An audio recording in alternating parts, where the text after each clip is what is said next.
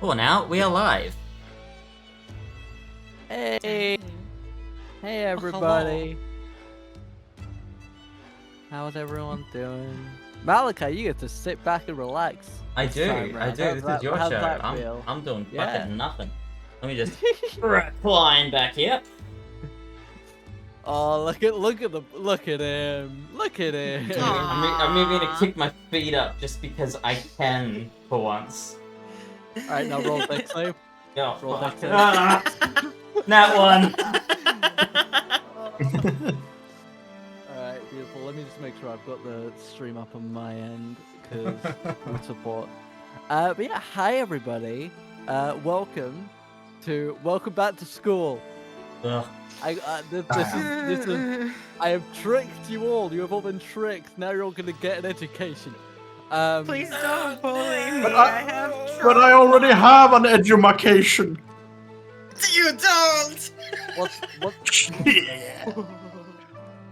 Right. So yeah, obviously we are missing one today. Yumisu is missing, but they will be joining us in 2 weeks for the proper first session. I've called this session 0.5, because we're gonna go over the information and basically get everyone here set up, with the resources and info that they need, any character building they want to do as a group. But I'm hoping we'll get at least an hour of actual game time in. But obviously we will play that as and when we're able to. I am Zephyr. I am the Dungeon Master. I've got with me Seb playing Morwyn, Dragon playing Simon, Kat playing Lavender, Malachi playing Fortis, and Mahez playing Janice. Yumizu will be playing Percy when he comes around. But to get things started, basically, I wanted to see just off the bat, is there anything anyone in particular wants to cover in terms of ground rules or just basis of how the campaign's going to go? Like, anything you guys could think of that might even be a possible question, just throw it at me now, so we can get basics out of the way. Forever hold your peace. Yeah, basically. Okay, cool. Brilliant. I think it is worth bringing up. If you guys want to roll physical dice, because I know on Malachi's campaigns uses digital so that the chat can see it. If you want to use digital dice or physical dice, it's dealer's choice. I trust everyone here to not bullshit me and just say that you've been rolling 18 for 3 weeks.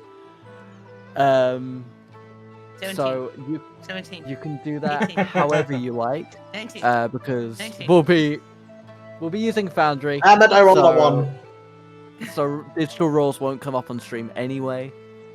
I'll be back in that case. I need to get the right set of dice. Yeah, I figured. This is why. I'm gonna use my pretty new liquid cores just because I want to and I can. I've been waiting to use them. I think the basics of what we gotta sort of go through is how this campaign's gonna go. This is not gonna be your standard D&D campaign where we're going through day by day on your adventure solving problems. How this is gonna go more so is we've got 4 years to cover, so it's a long time, and I might not have 4 years plus extras because we meet every 2 weeks. So there'll be a lot of time skipping throughout the campaign, which is where you guys at intervals will kind of get to dictate how the story goes and what you guys were up to in between. You'll have different classes that you were attending. You will have clubs and jobs that you would have been undertaking, and all these different things to keep you busy. So if you come up with an idea of, oh, I was working at the Fire Jolt Cafe and I heard a rumor about this thing, bring it to me. I'll work it into the campaign, because I think I have 5 or 6 story beats to hit over the course of the entire year. So I am more than happy to fill that in with whatever you guys come up with. And a lot of the time, if that is backstory stuff that you want to touch on, then we will touch on it as and when you guys are ready. So you guys get to control the pacing a lot with this. But also, if you just want to sit back and relax and let the random dice tables and such decide what happens to you, that's also cool. It is entirely up to you. It is complete slice of life. You get as much or as little control over the story as you would like. So, with that being said, the main resource you guys are going to be using is your report card that should be in the Google Drive that I've set everyone up with. This is going to be how you keep track of all your resources throughout the year. I'm going to pull up the example one now so we can very quickly go through it as a group. Most of you, I think, have a basic idea of how all this goes. The thing to keep in mind is this does not need to be locked in until the end of the first week of the campaign. So I will set that up on the calendar, but you guys have time to make your decisions before you lock anything in. The only hard set rule is you need to have one slot set aside for your mandatory class. Basically the class that everyone in your year is taking, which I believe gives you 8 slots to play around with. For college, all of you are going to be considered first years. First years, unfortunately, don't get a college, because we don't know if you're going to last or not. Inspiration. You don't have to rub it in. Yeah, well. Nah, built Inspiration tokens are basically the inspiration rules for typical D&D. Whenever you roll a skill check, if you fail it, you can spend an inspiration token to re-roll it and try and succeed. We're basically playing with Baldur's Gate 3 rules on this one. You can all highlight the first one because you all start with one, and you will gain inspiration tokens on a level up, or if I think that your roleplay is like super cool and awesome and shit. You can have a max of 3. And the other thing that you can do is you can spend your inspiration on a different person if they're within 10 feet, which is going to be most times. You can spend them on skill checks. You can also spend them on attack rolls, and you can also spend them on saving throws. You cannot spend them on exams, because exam tokens are different. Exam tokens are basically things that you'll gain throughout the year. If you fail one of your 2 exam rolls, then you can spend an exam token and you can re-roll it and potentially get a success. Your student dice you will gain from either passing your mandatory classes or by taking part in different clubs and extracurriculars. And the skills that you can use these student dice in are listed below. You will add them as you carry on and as you go through the campaign, and these are persistent throughout all the years. So any student dice you gain in year 1 you keep into year 2, so on and so forth. And then the Raise my last hand. Yep, what's up? Sleight of hand is just an example, right? Yeah, that's just an All right, example I'm because just gonna that remove was then. because that was one of the longer ones to put in. I think the only other long one was Intimidation. Obviously, you guys can customize your report cards and color them and whatever you want. I've just set this up as a little sort of basic. And the last thing is your relationships. They all start at 0. You can gain relationships by helping out your friends, hanging out with them at work, going to clubs with them. And there'll also be decision points where you might need to decide to help one of 2 students. If you hit 3 or -3, you will gain a boon or a bane with that person. And then if you hit level 5, you are considered best mates, your Bezzy mates. And if you want to take things further and get a little steamy and romantic and spicy, you can get level 6 or level 7. And that's when you can start going on dates and stuff like that. If you run out of space for your if you're really popular or you're really hated and you've got like 12 names that you need to write down, you can just duplicate the slide and you should be able to continue as normal. And then on the second slide is basically just a breakdown of all the different time slots and how they all work and what you will gain from them and what the negatives of doing badly with them or messing up might be. A big one to keep an eye on there is detention, because you can lose time slots, which will have negative effects on depending on what you decide to sacrifice. Exhaustion is also going to work differently in this campaign.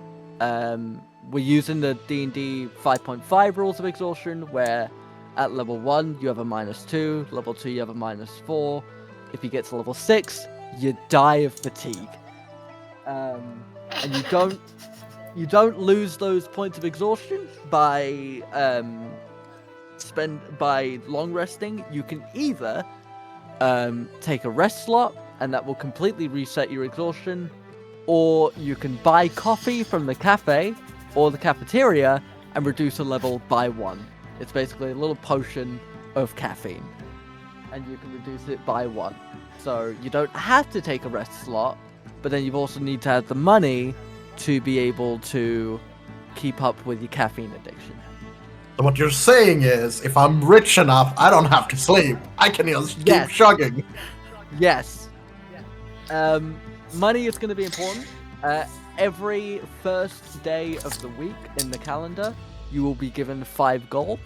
That is your student allowance. That should be enough to get you through a week, as far as the teachers are concerned. If you want additional money, you can either complete tasks for the NPCs around the university, because they will be happy to pay, or you can take jobs, and jobs will also pay out on the first day of every week. So far, I don't have a cap on, theoretically, you could take 7 jobs and 2 classes, and that's your timetable. Obviously, when you go to build your time slots and everything like that, that's kind of how we're gonna have to balance it a little on the fly. So I'm gonna be working with you guys in between sessions to make sure that works. The only thing I will ask is make sure that I have a copy or a link to your report cards, just so I can also have a look at them in between sessions. I don't need to be able to edit them, I just need to be able to see them. I'm not planning on touching anything. So just send that to me when it is appropriate to do so. Next up is going to be classes. Your different classes in the classes document throughout the year. Each of them are going to be giving you a different spell. These are your supplementaries. You will have... By completing these classes, I will basically give you a custom feat that allows you to cast those spells. Passing it gives you 1 use, acing it gives you 2 uses, and you can then also cast those spells with whatever spell slots you have available. So even if you're not a caster per se, because I know we've got like a rogue and a paladin with us, you guys can still do fun magic stuff. In future years, the colleges that you select will dictate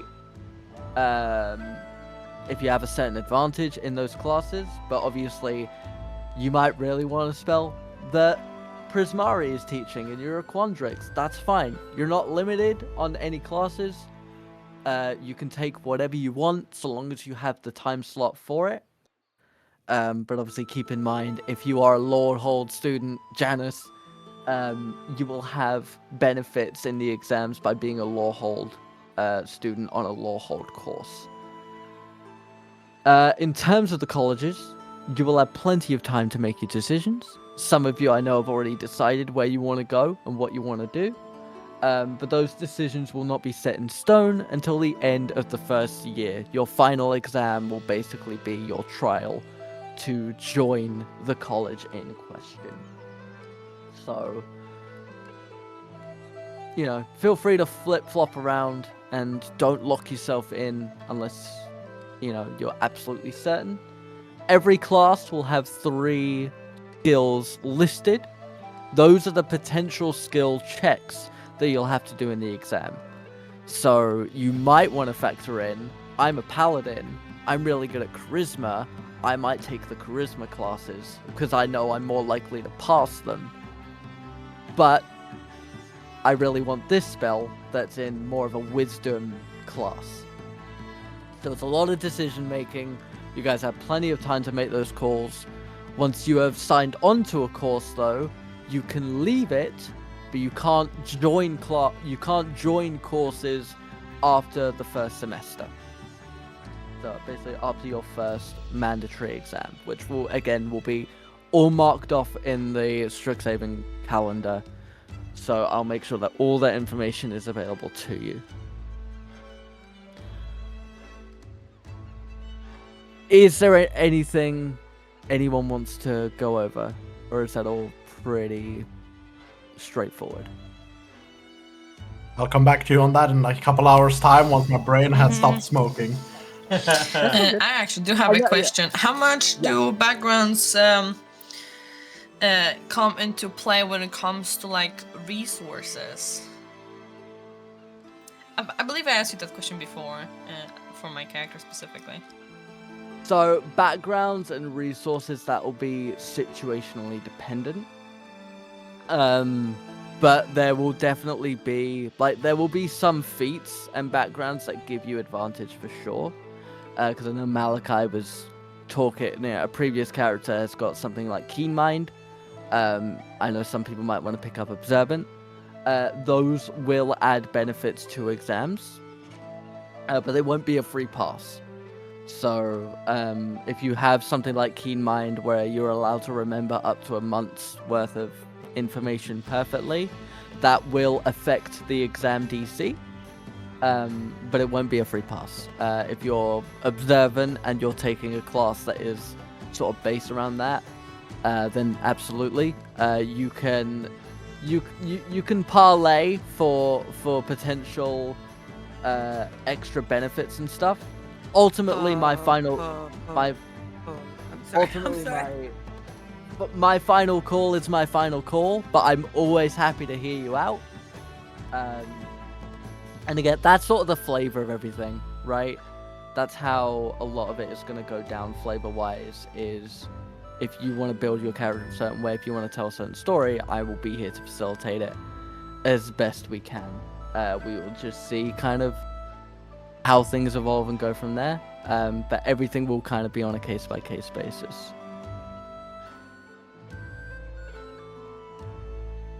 Alright, I think the last thing I want to go over in terms of D&D Beyond is there anybody who has not spent their intelligence points yet? Intelligence points, what are those? Do they taste well? So, intelligence points are if you have a positive intelligence modifier, so a +1, a +2, a +3, you can add extra proficiencies based on that intelligence value.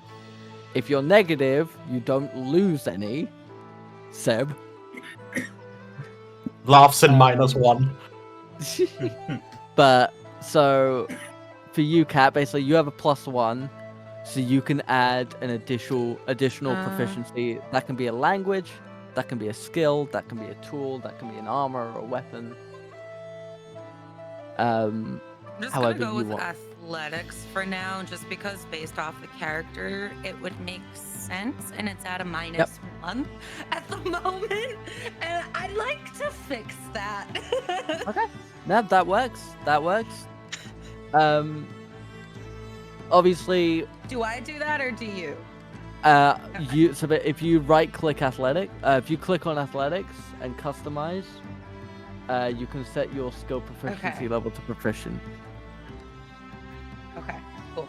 Thank you. No worries. Hey, -1 to +1. We love that. There we go. And then in future, as you level up, if you increase your intelligence to the point where the modifier goes up, you do get an additional point. So if you are currently on 13 intelligence and you go up to 14, it becomes a +2. You get a point that you can spend, and again, that can be on anything in your skills, and that can be anything in the bottom left. Proficiencies and training. It can be a language. It can be armor. It can be armor. It can be literally whatever. Okay. I believe everyone else has spent theirs. I know I went through it with Yumi because he said he wasn't going to be here. So, last thing we really need to touch on is lore for Verona. Obviously, Seb and Mahez, I've sent, Seb, you already had a load of information. Mahez, I sent you stuff about your cleric domain and all that. Is there any crucial world lore, politics, anything like that anyone wants to know about? Is there anything on the map in resources that people want to know about? Or are we all good on that front?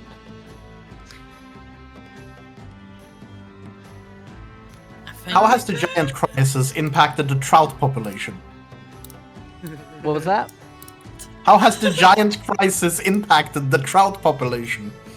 It's genuinely an answer for that if you want to know about it. Yeah, now I got. I mean, with the giant invasion, and considering the fact that the Pale Wastes and Ambervale, so Ambervale and the Pale Wastes are currently at war. The giants are at war with the Ambervale, and a lot of people do fishing on that little beach that sort of borders the two countries. Those fishermen are not having a good time because they are constantly attacked by giants. Kat, for your See, I'll remember this in the next election. Yep. Kat, for your reference, because you're in my other campaign, this is about 500 years before. Okay. I do have a question, though. Yes. How are people of my type viewed? So, you guys are kind of like... Generally speaking. So, yeah.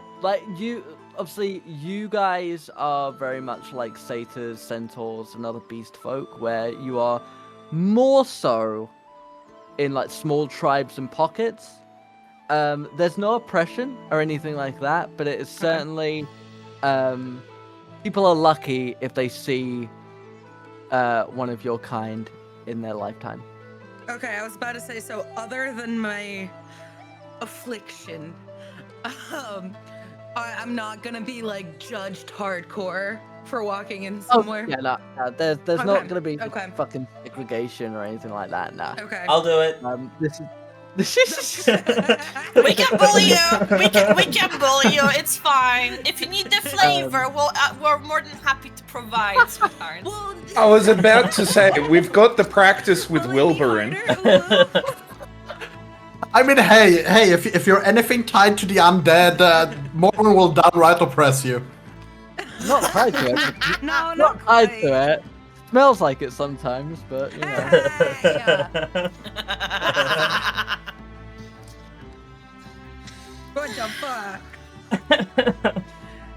I mean, it probably She has deserve it or certain something. afflictions, alright? It's not her fault. She's working on it. Aw. It's a work in progress. All right. Okay.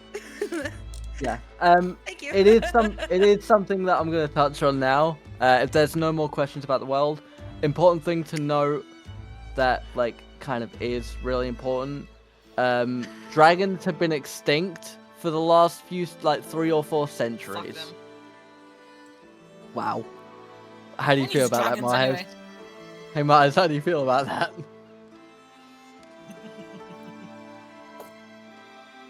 Oh boy. The silence boy. is deafening. They got what they Here we fucking go. deserved. What? Oh my god. Okay, well, I see we'll get along. Mahez. No, Mahez, my guy. So, Wow, No, so it is- rude. that's crazy. Aw, sorry. Did I get your name wrong? Aw. Yes, I'll have you know that it is Lord Malakoi. You should put some my. fucking honor on that name. The first person Oh to my, for boo tease. boo. the first person to bring me a Malakoi head gets 50 platinum. I am done. Shit. You know what? Not That's that I fair. need, not that I need money, but My That morning is star so is not bad. conducive to head cutting, but I'll try. Something tells me he won't care if it's smashed into oblivion. As long as the Malakoi is dead. I'm pretty sure I could bring him ahead with one backhand. It is something worth touching on. to walk in freaking Malachi's room. Oh, I was making the joke of, I have the spell Inflict Wounds, which at Yeah. first level Yeah, it's can insane. basically roll any other player character. Oh, Jesus. Yeah, PvP is kind of over if he rolls high on initiative. Oh, gosh. It's worth touching on that obviously this is a school. It's a university, so we're not in high school, but it is a school environment.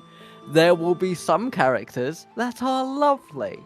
There'll be some characters that are the fluffiest of little beans, and there's gonna be some cunts.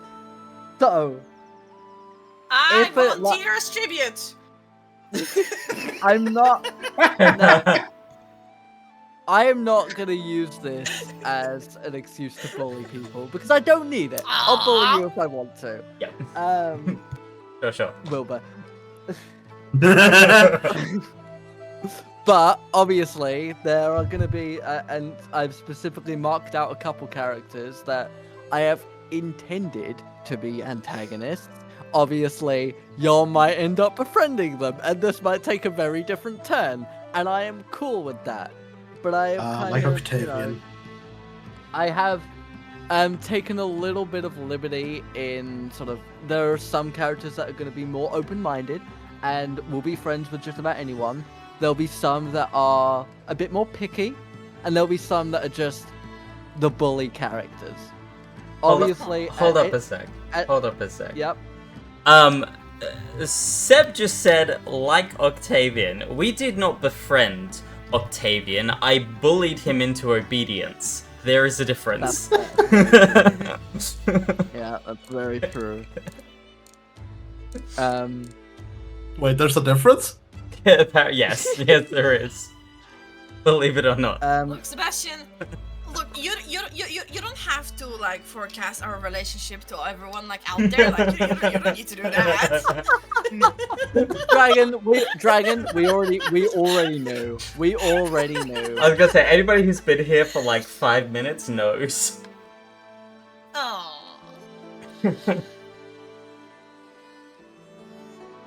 It is wonderful. Yes. But yeah, so obviously there may be some light in-character bullying. If at any point you want to say, hey, I could use a break for... Obviously we've got time skips and such, and it won't be a main focus. It'll be the Malfoy of Strixhaven, right? Where he's there for half an hour of the entire series. But obviously, if at any point, like, you do want to get a little bit of a break from some of the dickheads, like, you can just let me know, and they'll disappear for a few sessions, at any point. Or if you want them to, like, ramp it up a little bit, let me know, and they'll be there every session. It is totally up to you. You got, like, for the most part, you guys have as much creative control over this story as I do. And I actively ask you guys to exercise that, because then I can make this adventure more personal to you guys. Because this is an iteration of Strixhaven. This is, not the one from Magic the Gathering. This is different. I have changed out the deans. Some of them you may recognize, some of them you will hate. Oh boy. Otherwise, like, tell me the story you want me to tell, and I will make it so. For Dragon and Cat, treat it like BWA, right? In that same way. Like, treat it like that. You have control. And I want you to exercise that because then I'm going to be able to make this more interesting. Otherwise, it's going to be every 2 weeks. You go to class. Malachi killed someone. Mahez was upset about it. Seb didn't know what to do. Why is this so accurate, though? Cat started crying. Necessarily 100% sure, because, you know. I They feel have like been- I'm being painted as a murder hobo here, and that's just not true. I kill a lot less people than You're sorry, people who- credit me for. Raimundo, You're. I'm sorry, Yeah. Malachi. Who is your character based off? Don't know what you're on about. Fortis is a Alright. lovely man. Mm-hmm. It's not his fault his last name is Evan. Oh dear. Right. Now I'm just gonna go through and pin these real quick for those who have sent me things to pin, because otherwise I'll lose them, and then you'll make fun of me for it. We're gonna make fun of you well. anyway. You may as well just give us the content. Yeah. But I think, honestly, that is just about as much as we had to go over. I didn't think I'd get through that as quickly as I did. So, I could start How asking about- dumb questions if that would yeah, no, space I things mean, out. I'm always open to dumb questions. Like, if you have stupid questions, hit me with it. Absolutely, hit me with it. So, what's the deal with Magic Missile? What? Have you ever been to a pub? No. It's dart players in a British pub that got way too excited. I see. Okay. You see that one Scottish guy with a rainbow mohawk? It's him, basically. Why can I picture that, though? That is actually yeah. my second question. Why can't I picture that? Because you're neurodivergent. Understandable. Have a good day. So that's like most of the admin that I had to go over. Obviously, at any point, if you have questions, just yell them out to me. I think the only other thing we really need to worry about is obviously. No! I heard Just yelling. yell them out. That wasn't a question; it was a word. So, are we going to, like, other than coffee, do we have any other forms of caffeine? There we go, is that better? That's probably. Kadoris probably has weed. Oh, Nice. there's drugs? I mean, it's a universe, right?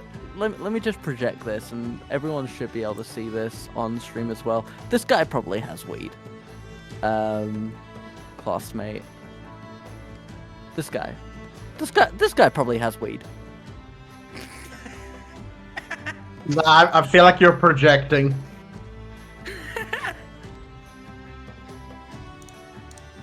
Yeah. All right. So, there we go. on the topic of coffee, I have a follow-up question. I don't think this is a dumb question, but it is a follow-up question.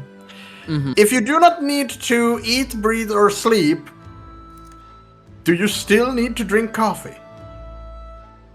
Coffee will still be used to reduce exhaustion if you don't need to eat, sleep, because it is all because it's also like it's a chemical thing. Because yeah, you don't need to necessarily sleep, but stress can still make you tired. Tiredness has many forms. I thought about this the second I saw your fucking character. I have no idea what you're talking about.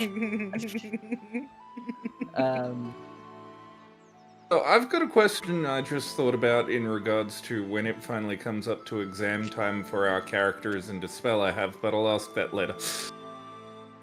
Question directly for... Oh, I'm sorry. Well, I will say to Mahez, cheating is possible. We can we can discuss cheating. Great. I believe I have cheating rules outlined in the homebrew rules doc, but obviously, ultimately, if you want to try something, I can't say yes if you don't ask me. That's my golden rules. I can't Well, say yes. you if have don't access ask to me. my character sheet. Just take a moment to think. I can see many ways. Oh, wait, I have wanna too. Trust me, I'm gonna use that to bully people. But yes. I feel like I'm out of the loop. I believe they have some homebrew, partnered content stuff. Seb, do I Yeah. want to know how you get a long rest? Or even a short rest? Good pray. Well, it involves whipping myself for 4 hours straight. He's a flagellant.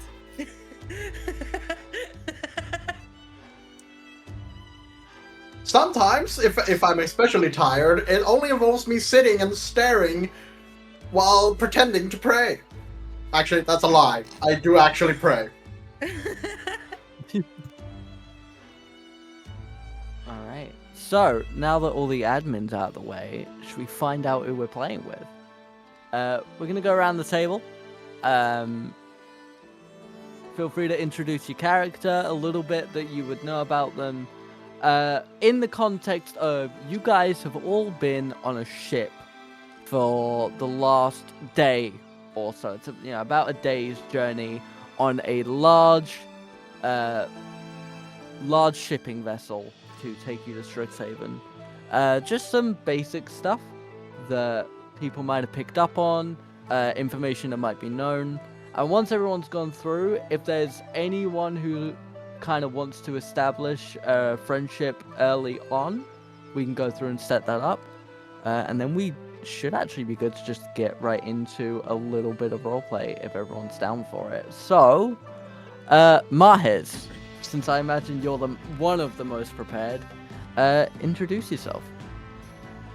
Oh, hi. This is both to, the other players and the chat. I'm Mahez. Normally I'll have a camera on, but currently I am sunburnt to buggery, so... No. But it was all for a good cause. Anyway, I am playing Yanis. Yanis is a dragonborn who... 9 times out of 10, you're going to find his nose in a book.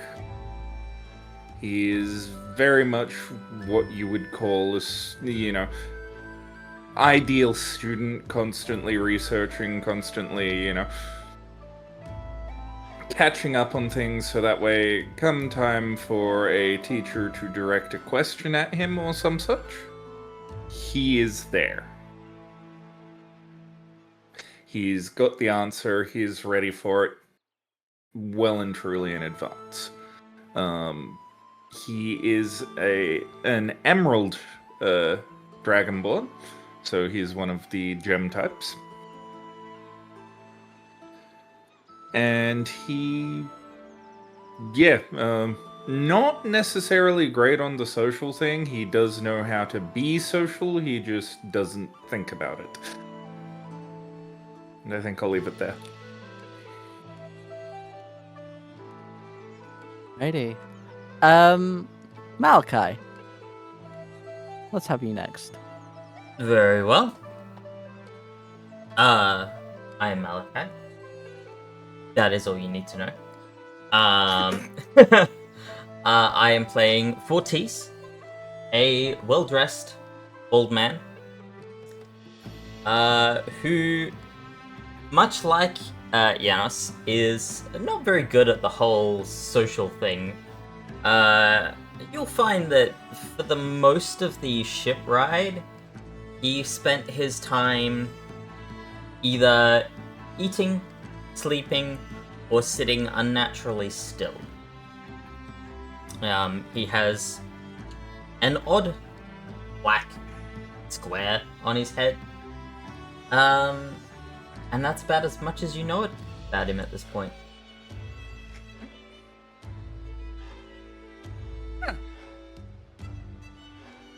Very nice. Thank you kindly, sir.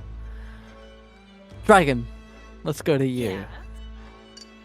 Yeah. Well, obviously I'm Dragon, but I will be playing Simon.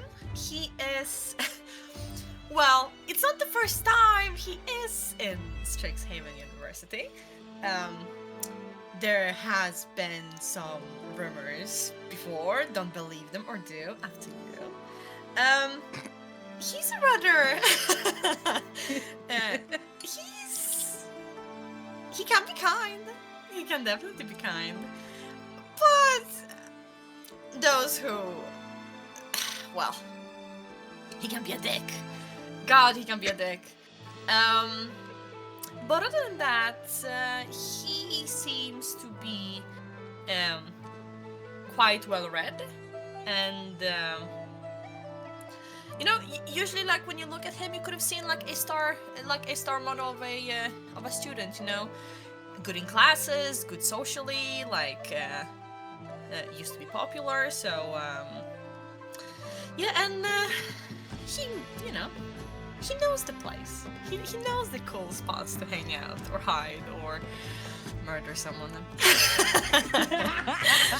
Yeah, so that's about it. I will have some art done for him soon. I was very busy with other things, but yes. Alrighty, thank you very much. Kat, let's go to you next. Hello, I'm Kat. That's about that.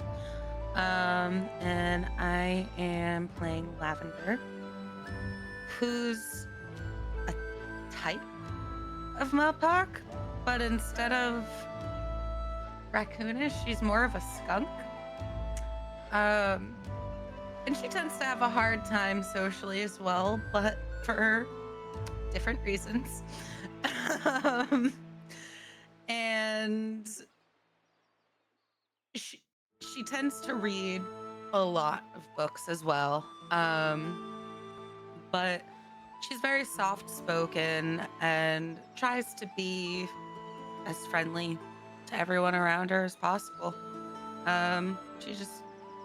She wants to learn to be able to become a better healer, but that's always been her goal, and she would be talking about that a fair amount on the boat.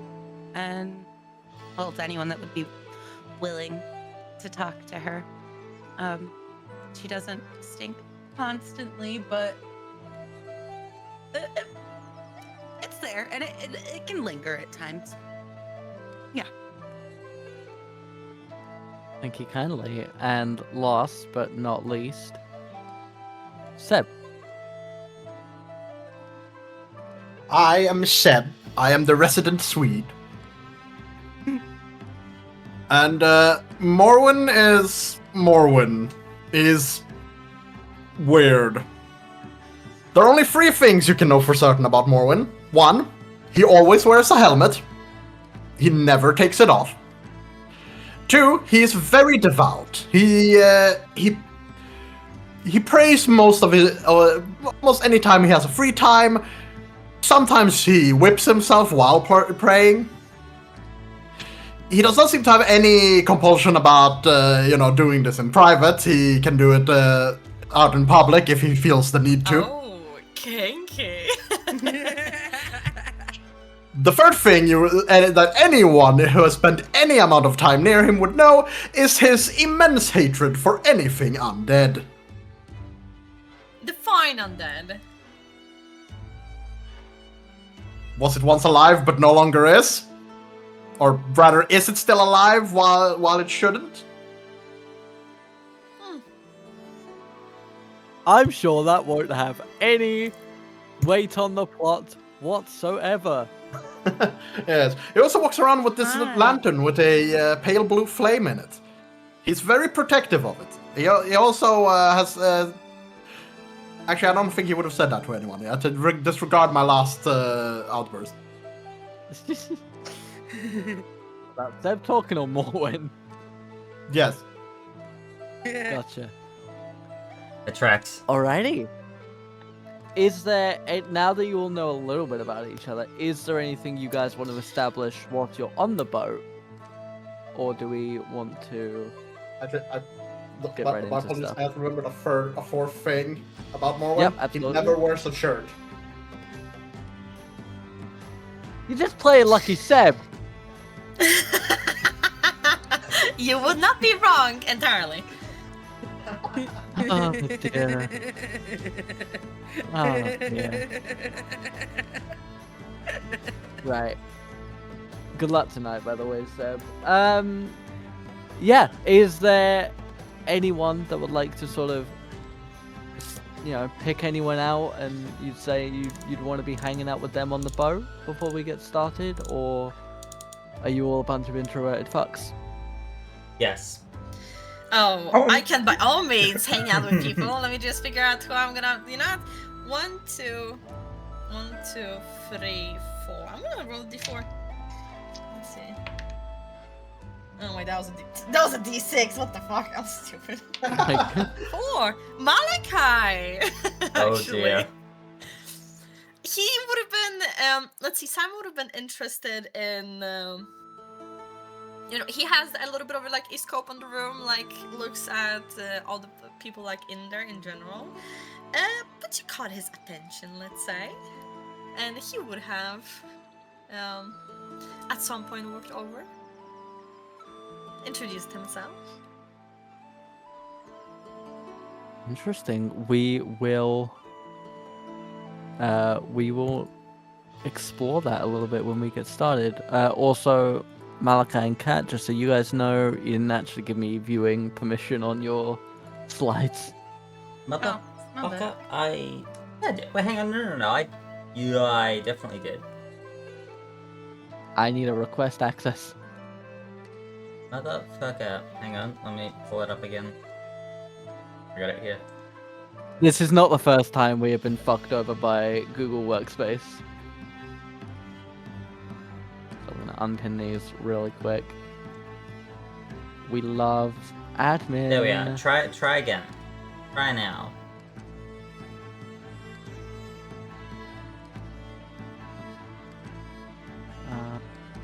I might need a fresh link because I think this will still be the original one. Oh no, there we go. I was gonna say it shouldn't matter. Wonderful. Okay.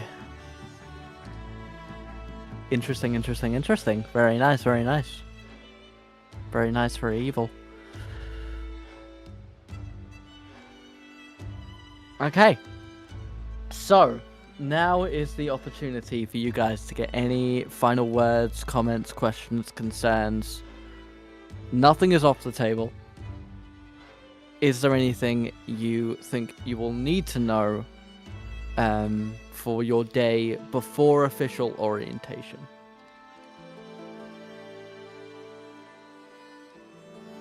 Yeah, actually, yes. How about housing, lodging? Are we sharing rooms? Is there 1-to-1 ratio? How does that look, actually? So, how things will work is all first years stay in the first year dormitories. It's basically a very large room with different bedrooms off to the side. Think Jorvaska from Skyrim. And then in future years, you can either stay in the dormitories, or you can pitch in together and get some student accommodation, which will cost you a certain amount of gold to rent every month. The gold will be a fixed rate, but obviously the more of you that go to those accommodations, the less you'll have to pay overall.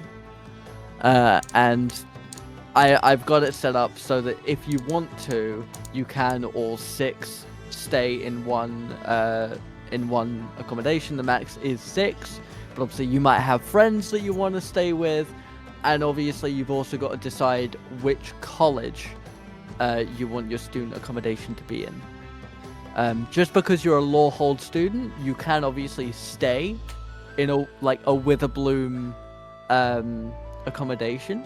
But it just means that you'll have that little bit extra to travel to your classes, and that might be some nice storytelling along the way. But you can also stay in the free dormitories, but that who wants to stay with first years? Come on. Fucking first years. Yeah. Into the future generation away from evil. What's up? What about like board? So like rations. Or is that something we're not really having to worry about? So everyone gets provided student meals at the cafeteria, but again, like they are basic. So you guys don't necessarily need to worry about rations as a resource. You can get stuff from the cafeteria in the biblioplex, but it's not the best food. Like it is shitty airline food, shitty hospital food equivalent. But yeah.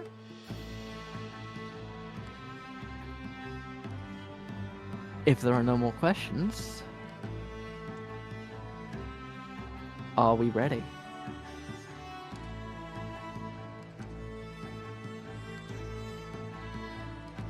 Ladies and gentlemen, settle in, get comfortable, and welcome to Strixhaven University.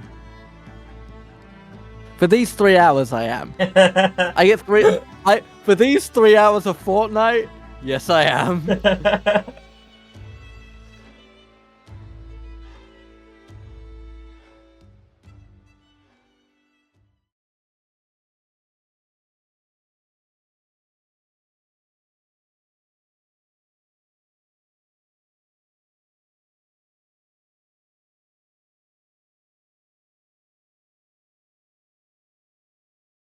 The year is 945.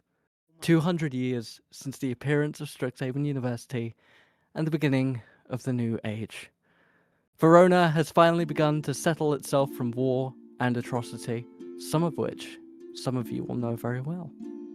The Eastern and Western empires have united into a singular Everglade kingdom.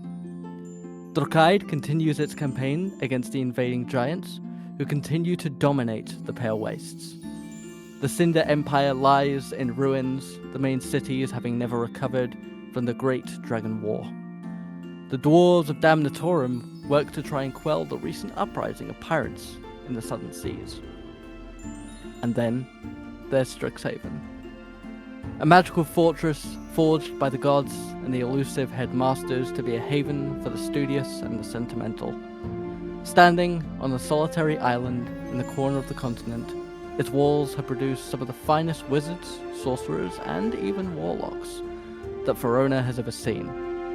People travel from all over the world to discover the secrets hidden in the halls of greatness that lie within, or to sit under the learning tree of the 5 deans who oversee the general operations of the university. Each dean represents one of the 5 colleges, each of which draws a different kind of power from the mind and the soul. Lawhold, for the adventurous and the inquisitive, uses the study of archaeomancy to uncover and explore magics from the past. They seek to understand those who have come before, learn from them, and avoid the mistakes they made with the weave. The College of Witherbloom dances the tightropes between life and death, drawing on both to forge magic so powerful and vast that most could never comprehend its true nature. They protect nature's beauty and dispatch death's grip, whatever need is greater at the time. Silverquill instead uses their elegance and grace to draw the weave from the art of the written word. Where others would express their magic in violent fury, a Silverquill caster values the delicacy of a poem and a story to show magic's more beautiful side. Then there is the Quandrix College, relying on pragmatism and magic as a science. These students under this banner gaze up at the constellations with less curiosity and more wonder to the function. Where there is a pattern, they will discover it. Where there is a question, they will search until the ends of the horizon to find the answer. And last, but by no means least, there is Prismari. These mages harness the untapped power of the natural elements to create arts the likes of which have never been seen before. Whether it's magical pyrotechnics or the alluring water dancing, these are the wielders of magic who thrive in the spotlight, and they never look back. Each of these 5 colleges have something to offer. Each grants the doorway to magic untamed power yet to be seized. Every one of them is hungry for new students to take up their colors and forge a new future for Verona and beyond. And that's where you come into our story. My friends and newfound faces. 6 new students amongst a sea of prospect talent looking to discover themselves within the weave. I hope that you've prepared your supplies and your spells as we have an exciting adventure ahead of us. Here at Strixhaven University, you'll spend 4 years learning new talents and making lifelong friends, or enemies, as you decide which future is yours. Will you be the next master of the arcane arts? Will you be the next dastardly villain set to spread their shadow across the land? Or will you become something new entirely? It's not my job to tell you what you'll be, but help you discover how you get there. It's told through the blurry lines of history and existence that Strixhaven has taken many forms in many different universes, both parallel and perpendicular. But this time, this iteration of Strixhaven is entirely yours to forge. Welcome to the start of something new. Welcome to Strixhaven University. As you all sit upon a ship sailing to the southwestern corner of the continent through storm and fog and bright day alike, there are 5 individuals that we pan to. Each interesting, each unique, each with secrets and desires yet to be understood. And we will start with Fortis. As you sit in, for lack of a better term, the mess hall of this ship, there are students left and right all bustling. A couple of them are eating meals, a couple of them are rolling dice and playing games, and some of them are even getting a little bit of a head start on study. You sit alone, watching over every single one of them, but keeping to yourself. And as you do, what's going through your mind?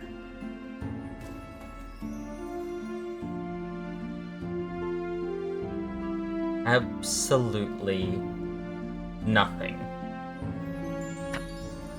As... give me a sec. Music is a touch loud. Yeah. I was downstairs, I couldn't fix it. I'm sorry, guys. As I sit, I finish the meal, and I just pass time waiting to arrive, sitting still, blankly. No unnecessary movement, no thoughts, except those that are absolutely vital. As you sit there, like a living shadow, a painting on wood in living form, eating away slowly, you suddenly feel the sensation of someone looking over your shoulder.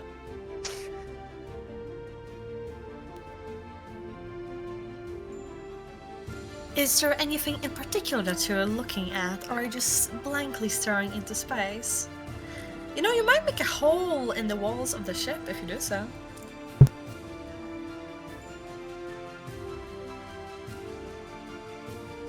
I will turn to this voice and say, that would be most impressive. Before turning back and staring off into space again. Ooh, could you tell me how you look like? Like, give me a nice, as I stand there, like, kind of like look in the direction that you're looking, and then just, take a step back and just look over you in general. What do I see? Since you're staying behind me, you will see my very bald head with a black square sort of thing on the back of it. Somewhat. Is it an upright square or like diagonal square? Like, you know, is it like normal It's a flat square, yeah. box, or is it like It's a square. flat square? It's Okay, a square, not a diamond. Right. Oh, thank you. That's Yeah. the difference. Yeah. Yeah. Sort of. Not necessarily fancy clothing, but definitely well dressed. A sort of. I don't want to say rugged look. Not rugged. Rugged's not the right word. He's clean shaven. He's got a clean look, but he's very he's a little bit muscular. Okay. So a question about that actually, is everyone like in their student like garbs, or are we like still in our common clothes, would you say? You would still CJ? be in common clothing, whatever you came in. Alright. All of you would have arrived in different ways. Some of you have come from continents far and wide. Some of you have come from Verona itself. And maybe one or two of you that even come from beyond the material plane as we have come to know it. But you would have all met in the small town off the coast, Keys Crossing, where you would have all boarded this ship a few hours ago and begun making your way across. So yeah, you're none of you have student gear given to you at this point. All apart from one. Oh. As you look across, you try and follow Fortisa's gaze slightly. There is a dragonborn of gem variety, green jewels glistening like a small piece of sea glass, who is actually wearing garbs that look to be like proper student uniform. Simon sees those garbs and his nose just like, you know, he gets like those wrinkles on the nose as if he's seen something distasteful to him, just remembering how fucking awful they used to be, those garbs. Roll me, Simon. First roll of the campaign. Woo! Roll me Let's see. history. History. Let's see. I am actually quite good at it. Let's see. 14 plus 5, 19 total. Mahez, would there be any identifying piece on your garb that would infer a lawhold affiliation? Indeed, there would. Simon, It's fucking you Lord. You will absolutely, whether it's the color or perhaps the design, symbol, decal, that is for a first, only first years on this ship and crew hands, but they're already wearing the uniform of a lawhold student. Oh, Simon's gonna sit down with a like almost like heavy like FUD next to you. It's, you know, he's not a very large lad necessarily, but like as he sits down, you can almost feel like the pressure of like the bench and everything around just like get that bit heavier as he does so. And he just sighs and just looks over with discontent in general. Not sure whether it makes necessarily it better Yeah. or worse from Simon's perspective, but said Dragonborn will be sitting there, half-eaten food tray to one side and surrounded by books and is in the middle of taking notes. You know what? I'm gonna say that actually does soften his gaze like just a tad bit when, you know, when he looks at what you're doing rather than, you know, just you in general. But he sighs and puts his arms crossed across his chest and looks back towards the man he is attempting to have a conversation with. Not necessarily like very like off-put at the fact that he's not responding much to him. And you know, he's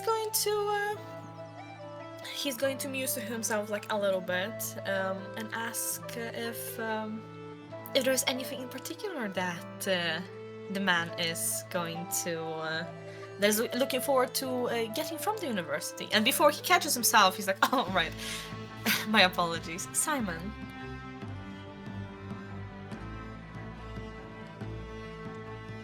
I'll sort of turn my head to Ortiz, reaching out a hand to shake yours. And I don't see many students. Oh, sorry. No, you go. Yeah, I don't see many students that are in like the age bracket like 30 and above, right? So it would have also been one of the things that stands out. Or how old like do you look like character-wise? So, yeah, you answer first, Malachi. No, you go ahead. Because that will. Well, I was just to say, like, there are a couple middle-aged first years, but it is predominantly young adult and a tree. I was also. I was also gonna say, Fortis is not that old. Fortis is probably only. He's not that old, okay. No, probably only 20, 24, 25-ish. Oh, okay, no, it's because, like, you mentioned before that, you know, he was a grown old man. So, like, you know, I was, like, thinking a bit more of a bit older. I say man because he is an adult. Yes. But an adult, he is not. okay, gotcha. I Yes. thought it said bald man, not old man. Yes, bold. Old man. Oh, I heard old too. Oh, well, you all need your hearing too, I'm sorry. I'm hard of hearing, and I already know that much. Bald, B-A-L-D, So- no hair. He is a hairless ape. There is not a single fucking hair on this On man's this body. man's head. He is sleek and slippery. Hence, Aren't you fond of water parties? hence Dragon, why you can Yeah. see the black square on the back of his head. You know what? I was just assuming that he was old and bald. Yeah, no, just bald. Just bald. Just bald, okay. Yes. But my question is still gonna stand if there's like anything that he's looking particular when he's coming over to the university. A bit of a gossip drinker, that one. He loves tea, I suppose. Not particularly.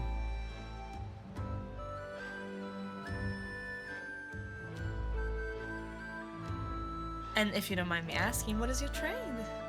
I can't, honestly, at the first glance, I can't really tell. My trade? More so, because I assume this is not the first thing you preoccupy yourself with, am I right? Like, you must have done something beforehand. I have no occupation at this time. That leaves a lot of room for growth. That is the plan. That sounds wonderful. You know, you are such a good conversationalist. I like you. Thanks.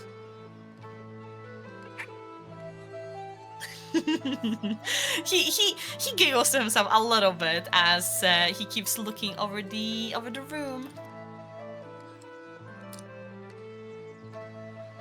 Janice, what book are you reading?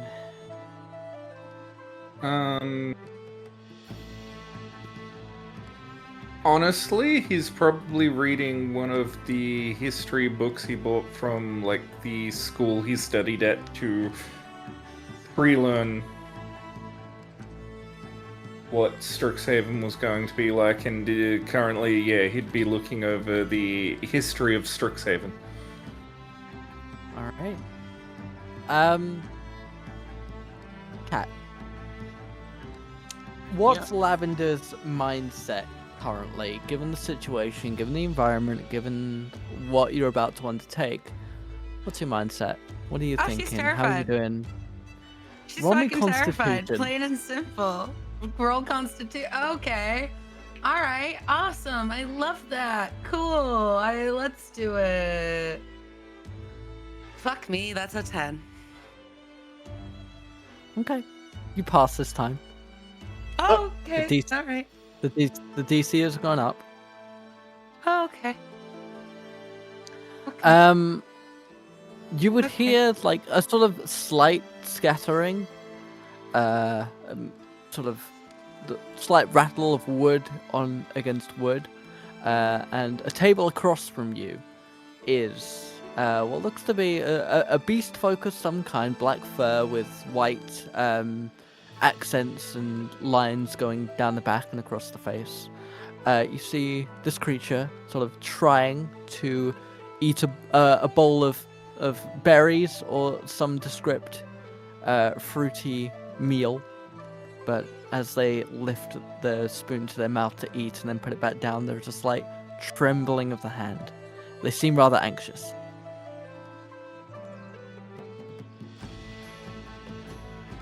So, you said black fur. What else? Just out of curiosity. So Like, what did it look Janet is looking at you. Oh, it was Yanis. Yeah. Oh, just, nervous sailor or nervous about going to the school? Little bit of both. Never been on a boat before. And yeah, school can be intimidating.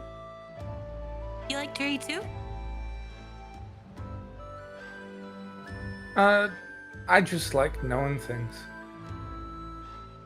The more knowledge Yeah, I have, the better equipped I am for any situation. You wouldn't I happen to can be respect seasick, that. are you? No, not so much.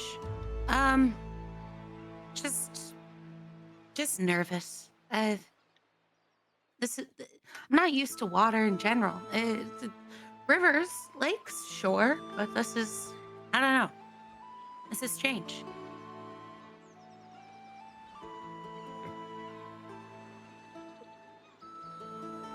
Honestly, oceans are only a problem when they're tempestuous, and currently we seem to be having a rather calm trip. Do you sail often? No, but again, I've read a lot about it. She just kind of smiles at him, just like a kind of I get you smile. And he's sitting at a table, right? Yeah. Yeah. It's also worth Um, noting, this would have probably been the first time you've ever seen one of his species as well. A large sort of lizard creature with these beautiful gems for scales. Mahez, I'll leave it up to you whether there is a tail as well. That's dealer's choice. Yanis would indeed have a tail. So he seems like a sort of crystallized lizard folk. Only, not that you can tell when he's sitting, but it looks like when he stands up, he's going to be tall. Okay. She kind of motions to one of the seats at the table. It's like, is this taken? Do you mind if I sit here? Of course not. Feel free. She just pulls a chair out and adjusts her tail behind her a little bit and looks up at him and pulls out her book on newly discovered herbs in, hold on, what's the area name? In the Everglade. And it's like, if you're interested in herbs, if you want to look at any of these are some new ones that have been found in the last couple decades.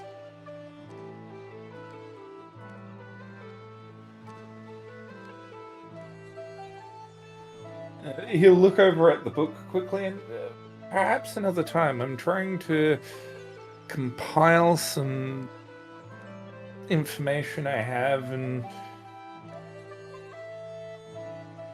apparently Strixhaven at one point,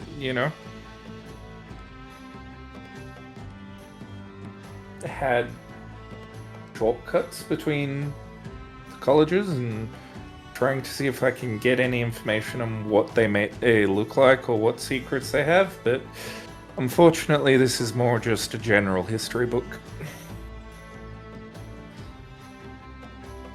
Okay, that's interesting.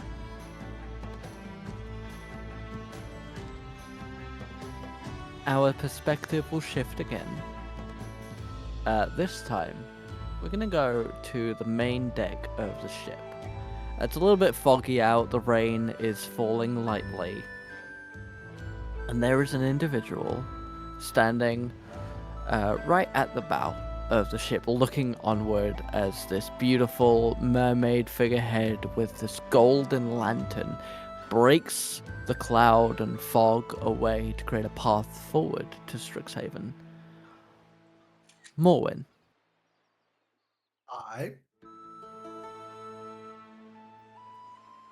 You hear something, you're not quite sure what. It could be anything from a subtle whisper to simply a foggy memory once held close and dear, now nothing more than a faded photo. You have a strange feeling about the people on this ship, a feeling you have only had once or twice before in your order. Roll me insight. Insight. Okay. Let's see. Oh, I had accidentally closed down his character sheet. Hold on. You might need that. I had too many tabs open before. It seems like I closed down one too many. Yeah, Aww. I get you. I've got a lot of them right now. Let's see. For insight, that is. What are you? A 17 or an 11? That's an 11. So 13. You've had this feeling before on a battlefield, and it is you know that it is coming from elsewhere. It is not an internalized emotion. It is an influence. You can't quite identify the origin or the nature, but it's one you've definitely felt before, and it doesn't necessarily give you discomfort. Okay. But you would know it is a feeling that pops up not too far away from an encounter with one of them. While staring out into the mist, he's going to muse to himself. What challenge do you guide me to? He's going to put a hand on the handle of his morning star. I will be ready. Talking to yourself, are you? You hear a voice from behind. I am talking to my god. Do you turn around? He just turns his head a bit. I feel like with his helmet, it's not enough to see who's behind him. And this is who is talking to you. Okay. If you're trying to psych yourself up, I wouldn't worry about it all that much. Someone like you, I'm sure you'll survive just fine. At this, he will actually turn around to properly face this individual. See this younger gentleman with red hair, sharp blue eyes, and he's wearing sort of typical mage's clothing. Roll me perception. Perception, alright. That is not good. 11. Okay. You don't notice much other detail. You always wear that helmet. Must get stuffy in there. I have endured worse. I've heard that before. But you'll do better than a lot of these, well, I don't know if I could call them mages, per se, but they make my job easier. And that job would be? Get to my second year. A few extra bodies to throw in the way of my success is... it's never something to complain about. Someone with achievements like you no doubt would know that every now and again you gotta put yourself forward to make sure you get through to the other side. I'll put out a hand to shake yours. And Quintilius. Morwen is going to take a very appraising look, look him up and down. And then he's going to, after hesitating for just long enough to where Quintilius might start considering, pulling the hand back, and then Morwen will, take it. In an iron grip, he's going to hold his hand. And what, pray tell, are your goals with your second year? Roll a die real quick. Okay. He doesn't seem to flinch at the grip, but he does certainly notice it. I will do as my mother and father have done before me. I will excel in the College of Prismari. I will create the finest arts for the highest of classes. And I will be the best elemental wizard that Verona has ever seen. A lofty goal, if irrelevant, and he will let go of his hand and turn back around. Irrelevant? Being remembered in the archives of history seems like the best way to stay alive after I'm gone.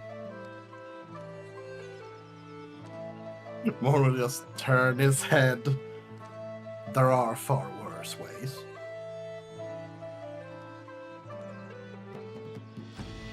You are a strange one, Tin Man, but I do like you. I do. This, and he's going to just put a hand to his shoulder plate, since he doesn't have a breastplate, is steel, not tin, little man.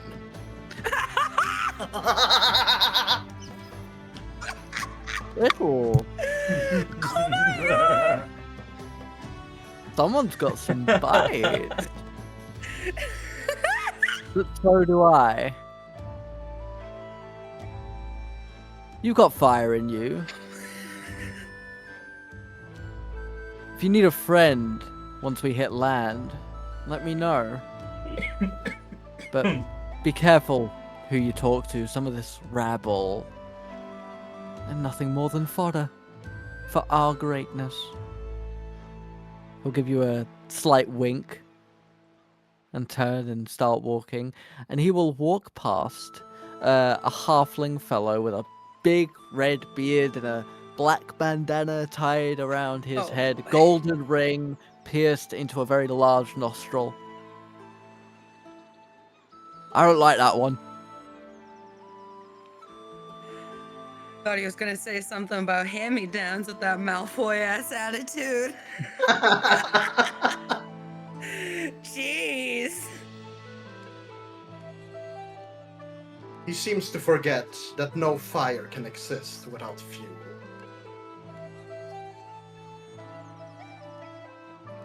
I'm not paid enough to understand what that meant.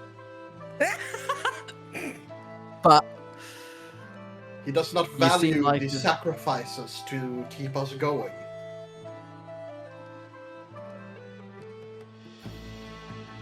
So we'll be making land soon. And it'll kind of go over. This is a bit obtuse to me, but I need your I need your help here. You seem like a big, strong lad. I need to make a couple adjustments to the lantern. And I'm wondering if you can hold my harness while I go down and just make sure that we can get you to class on time. And he sort of chuckles at his own joke. This I can certainly do. This kind of information Morgan only speaks in Shakespeare. He goes over and he effectively gets like a very crude harness made of hempen rope that is barely holding on. This thing looks like it has been in use for years. But there's a long, the rope extends into almost like a long tether that he will place in your hands. Just, don't let me get eaten by sharks or whatever. I can make no promises. But I will do all I can. Does that mean you're not going to drop me? Not intentionally. I'll take it. And he will begin to clamber down the side of the hull and make his way over to the lantern. Make me a strength check. All right. I'm not bad at those. I'd hope not. I might not be as good at those at 12. So you're holding onto the rope slightly, and you're able to sort of keep him steady. But then the waves are a little lively today, and you start to shake a little bit. Anyone inside the mess hall will hear on the wall of the bow, sort of at the front of the ship, you are hearing a little bit of commotion, like banging against the wood a little bit, and some heavy footsteps above you.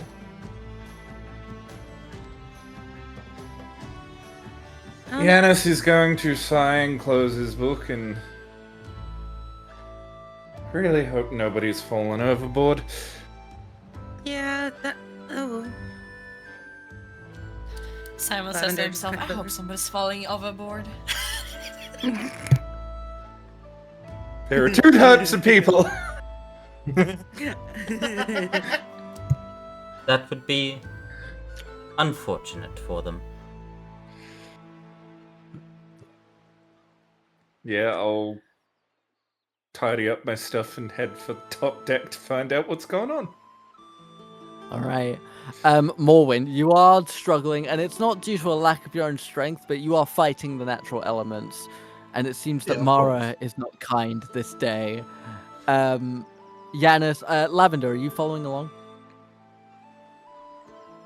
Yeah. I'm reading something about my race real quick to see something. But yeah, I'm following. Cool. Yanis and Lavender, you two make your way out of the mess hall, and a couple other students are filing out as well.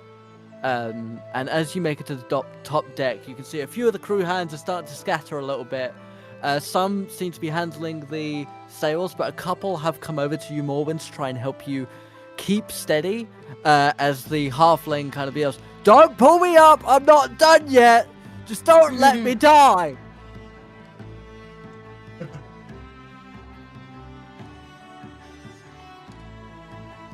Yanis and Lavender, you'll hear this sort of hearty voice echoing across the myriad of sounds that are happening on the deck right now.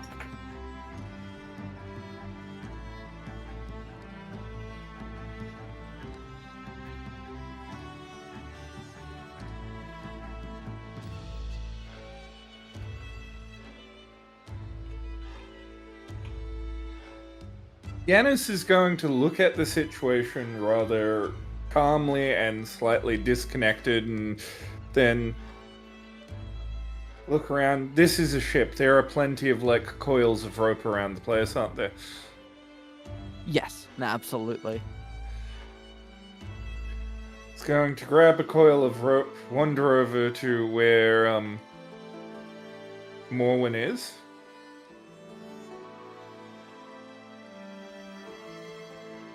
You got him by the waist or by the leg? a harness. Ah, even better. Yanis is going to tie the length of rope into the harness. Mm-hmm. And then basically, without pull the person hanging over the edge up, he's going to pull it taut and then tie it to one of the belaying pins nearby. Alrighty. Roll me a strength check. With advantage.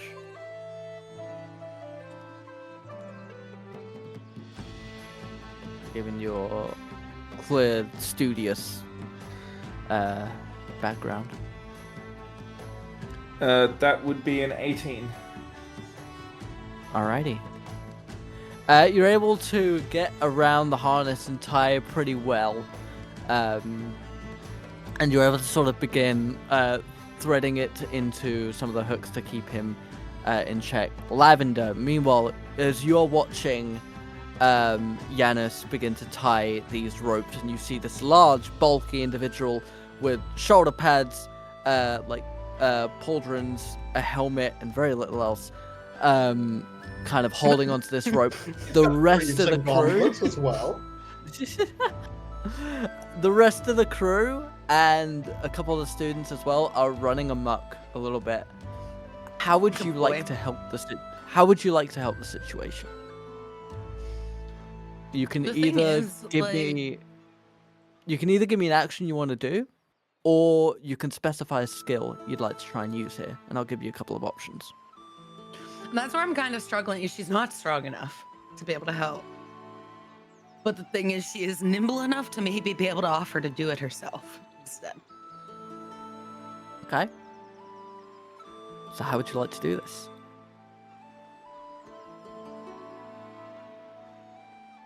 She kind of looks down at, because this is a big old burly dude, right? Yes. Yeah.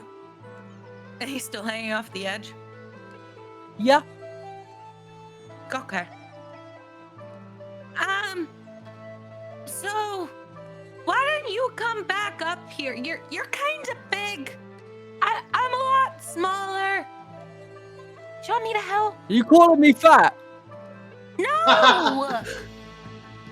Nice. You're just a big person. You're tall. You're strong. You got a lot of muscle. Muscle weighs more than fat. You gotta remember that. Kind of looks up at you, Morwin. Is that true? Morwin is going to shrug. Yanis, is it true? While research isn't conclusive, it does lend to the fact that it is true. Fucking sounded like Pinocchio from the third film. I may or may not possibly know the general whereabouts of where he might possibly be. Fucking love that movie.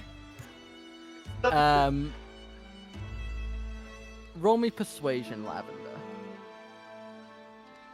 Okay. And I won't give you advantage because you got one yes and one I don't know. 14. Right, you get down here so I can give you the tools for the job. Okay.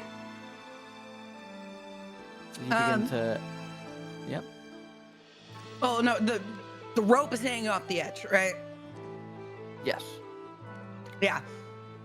So she just kind of like climbs onto the rope and wraps her tail around it in both her feet and hands.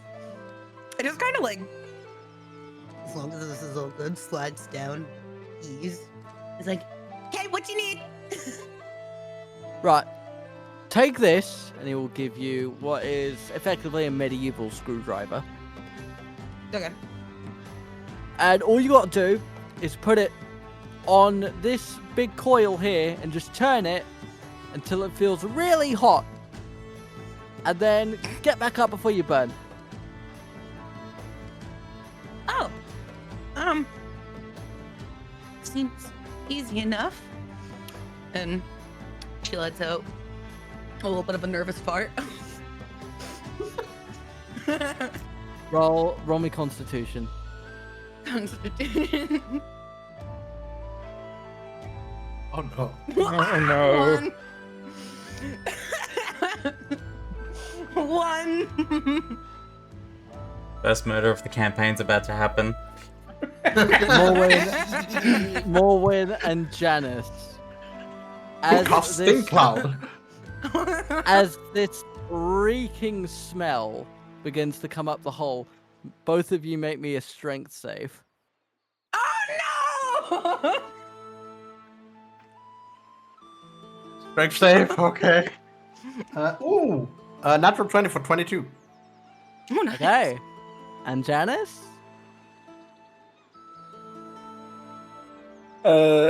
17 for a dirty 20. All right. Oh!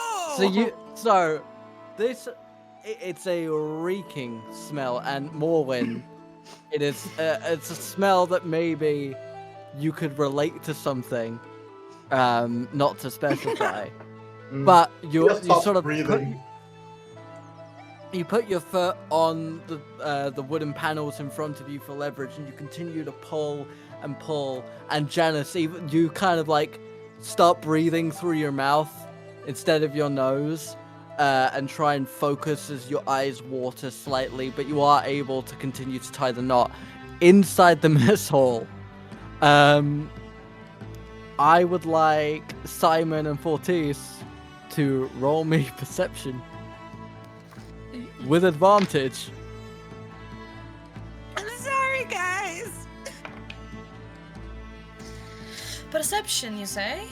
Yeah. 19 total. 19. You're not gonna believe this. 19 total.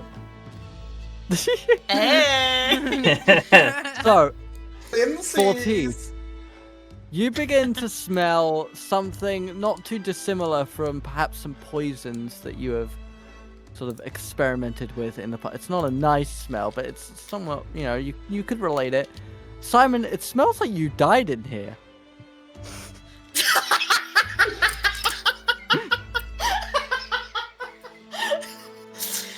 Flashbacks. I'm sorry. Simon is definitely making a face at that, and he will stand up almost like it insulted him personally. Looking around for the source of this horrid smell. It's coming from the same general area where you heard the noises a few moments ago. And there's certainly been a lot more movement upstairs. I suppose they just found another body. Great. Isn't this great? And he just starts like palming his forehead and his eyes like, oh my fucking god. What is this place? This certainly didn't happen last time. What you two will kind of notice as everyone in the room starts reacting to this horrid stench that's going on, there is an individual down there that you may or may not have taken note of previously. What looks to be some kind of young treant or dryad who looks a little bit like this. And they will come over to you, and whilst one of their hands is sort of a full 5-fingered hand, the other is a bit more sort of twisted root. And they will push forward that sort of the right arm with the twisted root, and small flowers will sprout from the end point of it. And all of a sudden that horrid stench is replaced with a lovely sweet smell of fresh pollen and nectar from the spring months. Lavender just kind of looks up at them with a thankful smile and nods her head. So this is inside the mess hall. Oh, inside. I thought you said that was outside. My bad. No, this is for Fortis and Simon.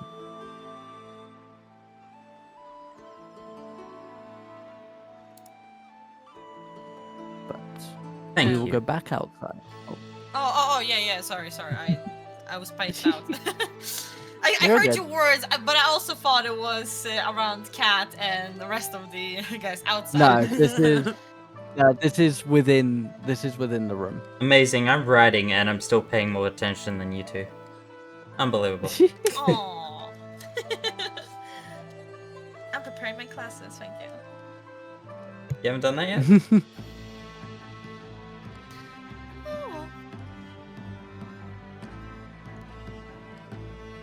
Back outside, Lavender, you've been given the tools, and the halfling pirate has begun making his way back up onto the main hull. Roll me sleight of hand. Did I hear pirate correctly? 17 total.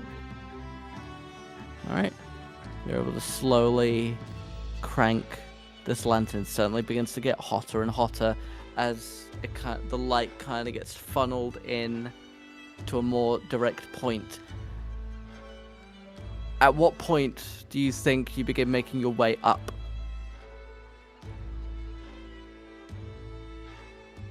You mean back up the deck? Yeah.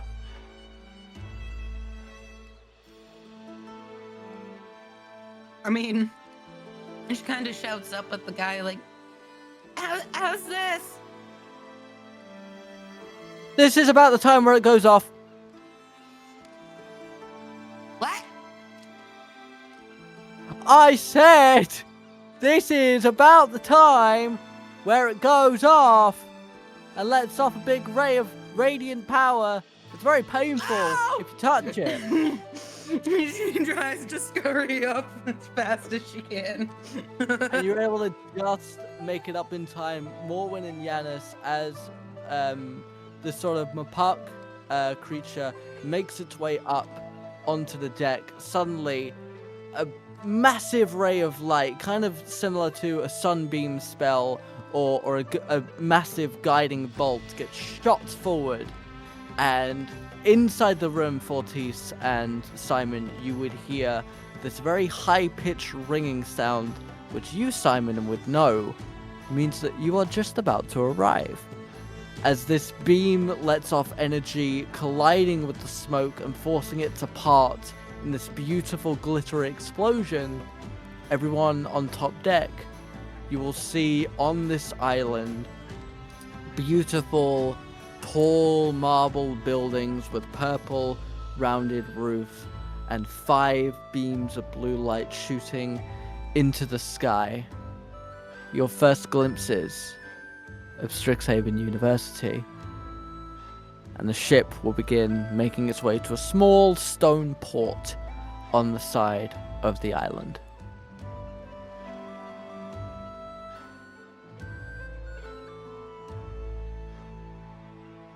You know what? I feel like Simon is, he's gonna clasp his hands on his knees, nod off to his fellow benchmate, I suppose. He's gonna mention that, well, looks like we're arriving. If you excuse me. And he's gonna stand and he needs a nice fresh breath of air and just going outside in general, to stand under the open sky. Even if there's no stars around, he still finds comfort of being outside in general. It would be about sundown, so it's coming Even to better about that so. time. Even better so. Favorite yeah. part of the day, when the sun goes down, it goes bye-bye. As you begin to make your way out, it won't be long until the ship has come into port and is docked. They will slide down some panels of wood for you guys to disembark. And the little halfling will call over Yanis, Lavender, and Morwen as you guys are getting ready to leave. Appreciate the help. I don't know much about the school. I don't know what's going to be useful, but there's one thing that I know is a global sensation. And he will give you each 15 gold. Ooh. Lavender just kind of looks at him, curtsies. No problem. If you ever What's want to my- try the life of piracy, you let me know and might have a spot for you on deck. Pirates? Strixhaven hires pirates to ferry their students. Well, we have the necessary resources to protect their new prospects. Nothing more valuable than a, studious mind other than diamonds, emeralds, topaz, rubies, amethysts, sapphires, gold, platinum, silver, and he begins rattling off a load of precious materials.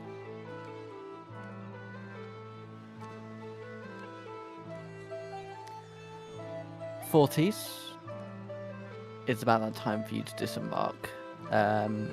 Is there anything in particular you do, leave behind, anything like that before leaving the mess hall as you see all the students beginning to file out? No, upon seeing everybody leaving, I will also get up, sort of blending myself into the crowd as best as possible. Alrighty. Roll me stealth with advantage, because you've done this kind of thing before. Okie dokie. You know what? I don't know if I wanna... Yeah, no, okay. Okay, it's that, or... I'll take a dirty 20. Beautiful. Simon, you see all the students beginning to come out the mess hall as everyone's now making their way onto solid land. At no point do you ever see your friend in question marks Bench, come out. bench buddy, I You believe is what I was called. Bench buddy, yeah. So you telling me with my passive perception of 6, I don't see him? What are you talking about? Unbelievable. That is so surprising. Would you look at that? It's like Simon doesn't pay attention to anyone but himself. Mine.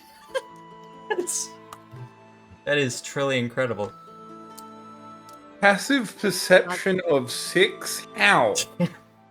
That's insane. And I don't know, remember how it happened. Oh yeah, right. Oh yeah. Oh yeah. Yeah, that's something you That did. is a... Yeah, I remember. You did that. I forgot when I said that. When I did it by rote in my override passive perception, blind is a bad outside combat. For some fucking reason. I was over here trying to do the math. Like, how the fuck? How could You would you get that need low? a neg 4 in your state. Like, you would have to roll the lowest or second lowest that you could possibly roll on a stat to get to that. Yeah. I'll add some stipulations to that later, but for general perception, Yeah, when he's not we'll focusing on chat about something, it. he's blind as a bat. Yes. Yeah. Holy shit. But yeah, no, I there's forgot about absolutely no. I didn't even clock that. I didn't think to check passives for today. But yeah, there was no sign of bench buddy at all. And just like that, they all disappear. Wonderful. Alright. But he marches on to stand beneath the soon-to-be starlit sky, and he watches with this glee as sun starts to choke down. Alrighty. As you have done once before, and as everyone else is kind of funneled into the sort of small courtyard before you make your way onto the grounds, you are all welcomed by an individual who looks a little bit like this. Sort of young, lively face with a bright smile, hair tied up into a bit of a messy bun, with 3 or 4 books around their held around their chest. Welcome, everybody. I hope you all had a safe journey. I know it can be a bit rough there. I was doing it myself last year. I'm Nora. I am going to be your guide this evening. I'm going to take you all to the dormitories and get you all set up. I'm a second year, so trust me, I know you're all going to have a lot of questions. I'll be here to help wherever I can. But if you'd all just like to follow me, and she'll click her fingers and cast dancing lights, and 3 or 4 little balls of blue and orange light will sort of begin creating almost a conga line for you all to follow. And she will kind of begin ferrying what is probably about 50 of you up onto the proper Strixhaven grounds. Just make sure you stay on the path, and then you'll want to go to the large sort of pool of water with the statue in it, and take a left, and you'll see this large wooden building. That's the dormitories. You'll want to head right there, and I'll meet you all in there and get you all situated with beds and equipment and supplies and all that stuff. However I can be of help. I will say that Simon ignores all of that and takes the most direct route he knows and just ignores the congregation. He's just going. He knows where to go. He's just going. So Lavender's writing would- everything down. you would actually know there's a bit of a shortcut from here, and that if you actually sort of detour a little bit and go sort of in the direction of the Bow's End Tavern, there's a small forest that you can then sneak through Yeah. that will get you into the back of the dormitories, and you know that like it's about the same distance as the crow flies, but you won't have to deal with a crowd of 50 people. Exactly. You'll just be And able to this is- sneak in this through is the the back window like you used point. to. Yeah, exactly. This is the point of like, yeah, fuck this shit. Like, I don't have the energy to deal with that right now, and just fucking goes. No, he doesn't even look behind. He ignores that. He just goes. A question. And this is a question for Kat. How small is your character? About 4 foot. Quar. And just for reference, like, she's not a straight up skunk. She mostly looks like a person, but has very skunk-like features, like the nose and ears, and very obviously the tail, and tends to have a lot of their dexterity and nimble. And being nimble like them. There we go. I can say that while remaining grammatically correct and knowing what I am saying. Oh yes, by comparison, when Yanis stood up to go above deck, Yanis stands at 6'6". Oh wow, okay. Yeah, so yeah, no, she's fairly small, all considered. I think she's like the smallest you can be while still being considered medium. About that, yeah. Yeah. Okay. That's she's very short and quaint, you know. Alright. Morwen is going to, as we're walking, he's going to kind of, walk up next to you. And his initial idea was to just, place his hand on your shoulder. That's a little bit down. Why did I picture that in my head? But, so instead of putting his hand on your shoulder, he's just gonna put it on top of your head.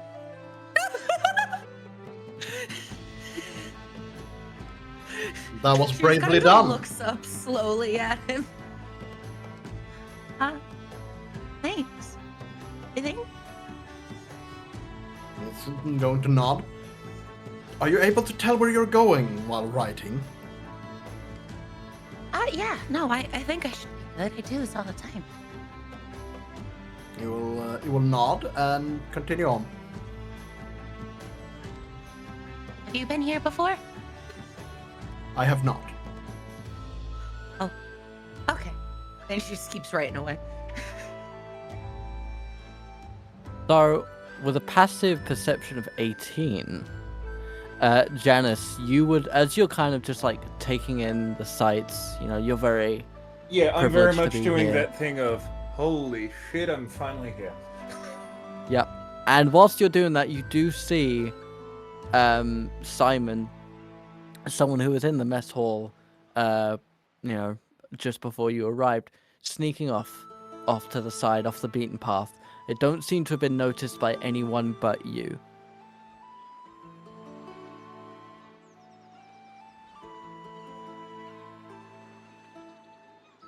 They're still within 30 feet at this point? Probably about 60 at this stage, 60, 70 feet away. Alright.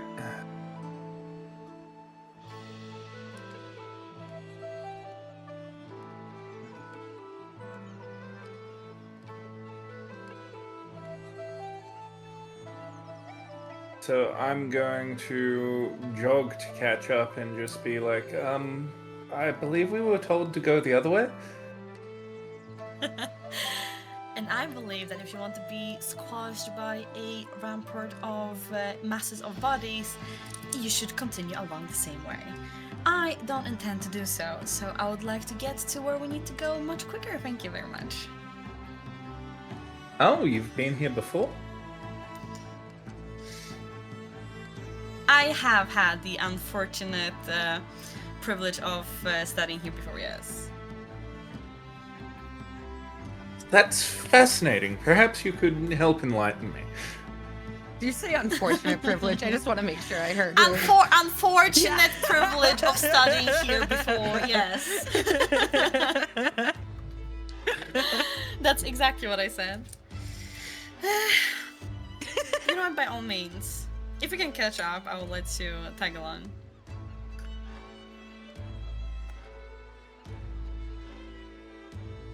I saw you before, didn't I? In the mess hall. You were reading something. Yes, I'm quite interested in Strixhaven's history. Oh.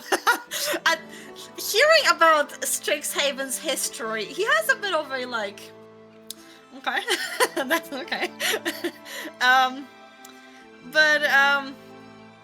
He's going to put his hand on your shoulder. Simon is a bit shorter than you. He's like 5'8", 5'9", maybe. I believe around that height.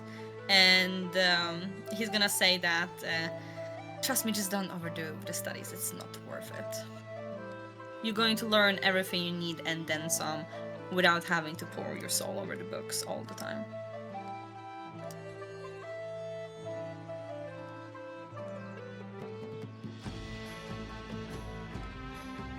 Yanis is just going to shrug. Not everybody is the scholarly type. He gets that. So, this is a shortcut to the first year dorms? Yes, indeed. I mean, if you don't mind walking through places you're not supposed to. So by all means, with that knowledge, you can either follow me or you can go back.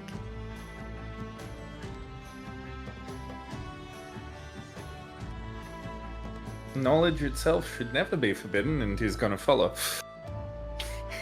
I like the Well way said. he thinks. Well said. In that case, Simon would absolutely show him how to break in to to get through with the shortcut. Yes.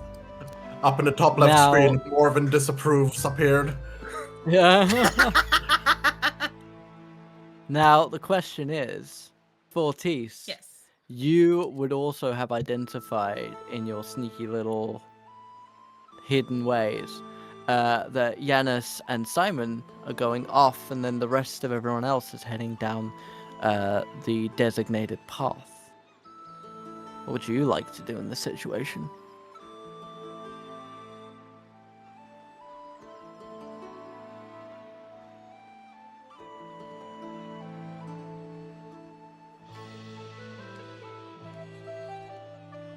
No, Fortis would want to blend in, so I'm gonna stick with the crowd. Okay. So we'll start with the crowd. As you guys go up the path, as you get closer and closer to the Biblioplex, this beautiful, large marble building, you will notice off, to the south of the island, there does seem to be like a small town, of sorts. There seem to be like a few houses, and there certainly seems to be like a large tavern that can be identified in the distance. But you are guided up to the top of a hill where there is this beautiful water pool with marble pillars on either side, hedges and trees decorating. I would like Morwyn with advantage and Fortis and Lavender regular a religion check.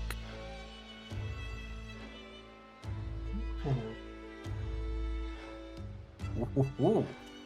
Oh. Religion. That is 18 total. 18?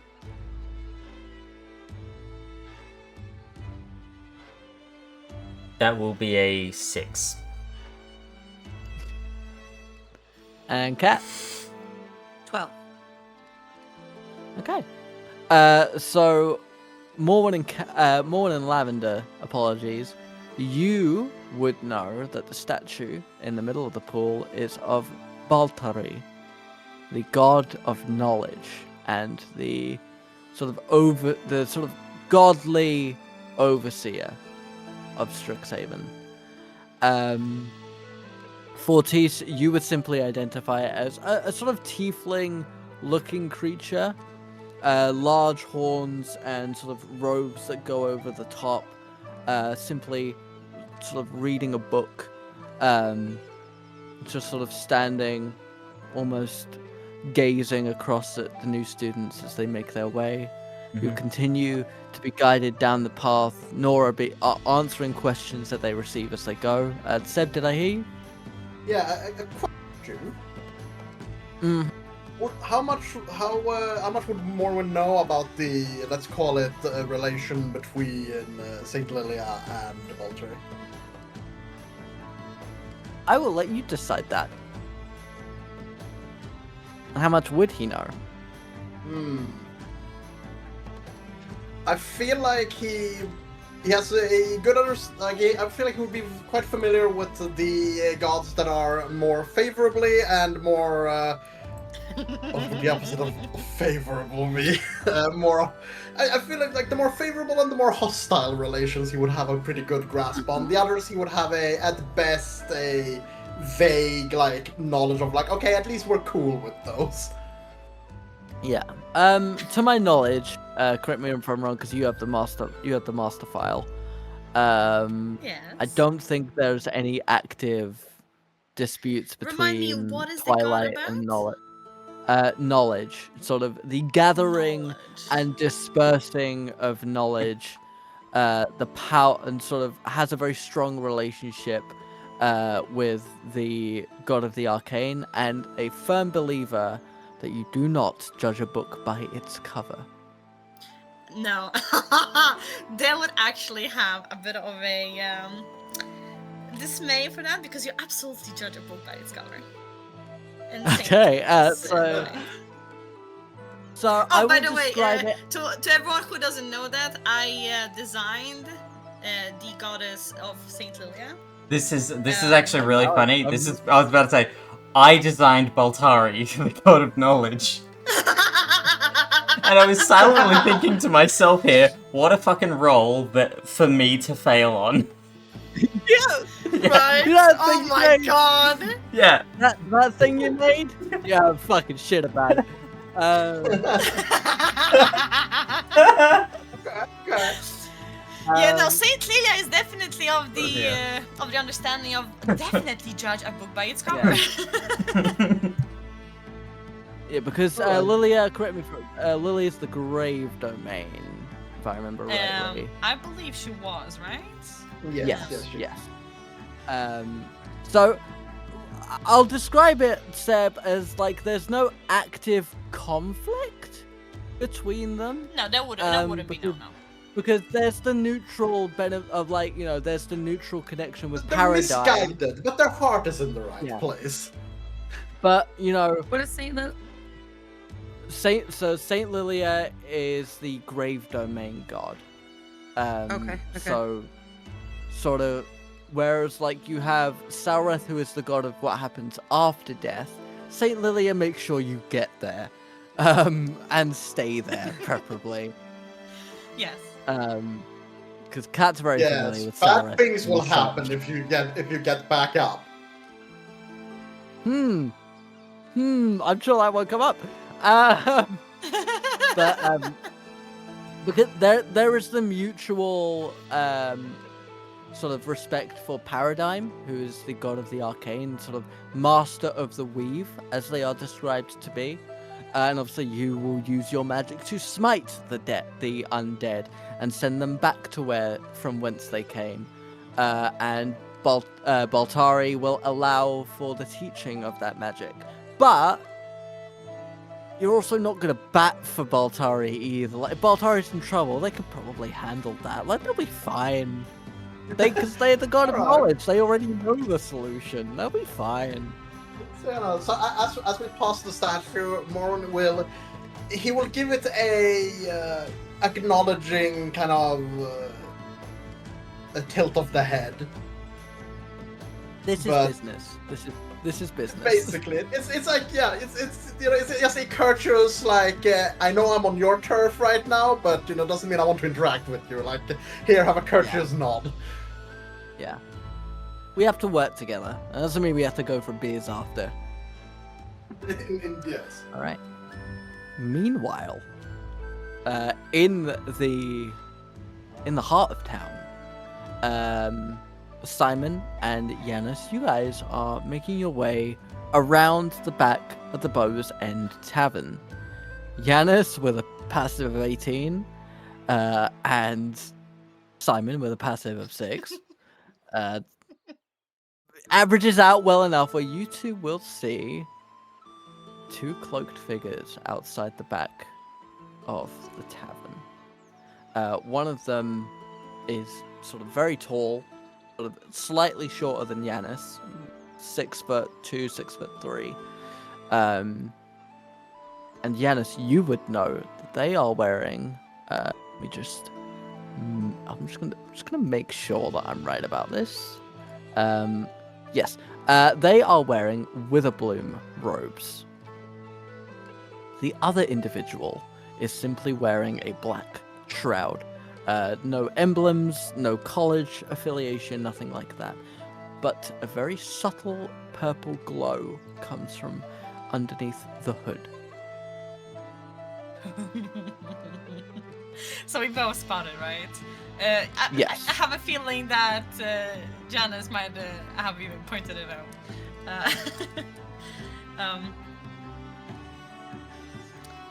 Tell me, just how much knowledge this mean to you?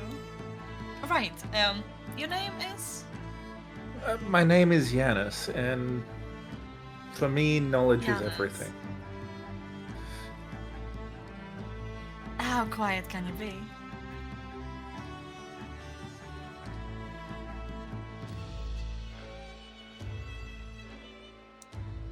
We're not supposed to be here, and we need to sneak past them, don't we? Well, honestly, I'm rather interested to see what they're talking about, more than so passing them by.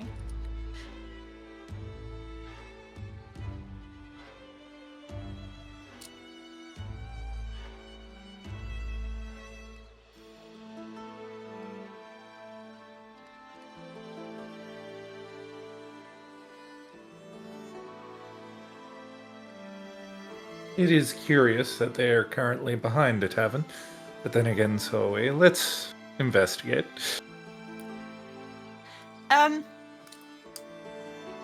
So Simon has this a little bit of a glint in his eye where his curiosity for things are not supposed to be overheard sparkles, and he's actually going to already be casting spells, I'd say. And it's not necessarily like casting spells, because it's just something that is like so deep, like within his core. So that I would like to cast a Moment to Think. as have a- Mahes, I'm pretty sure you're very familiar with.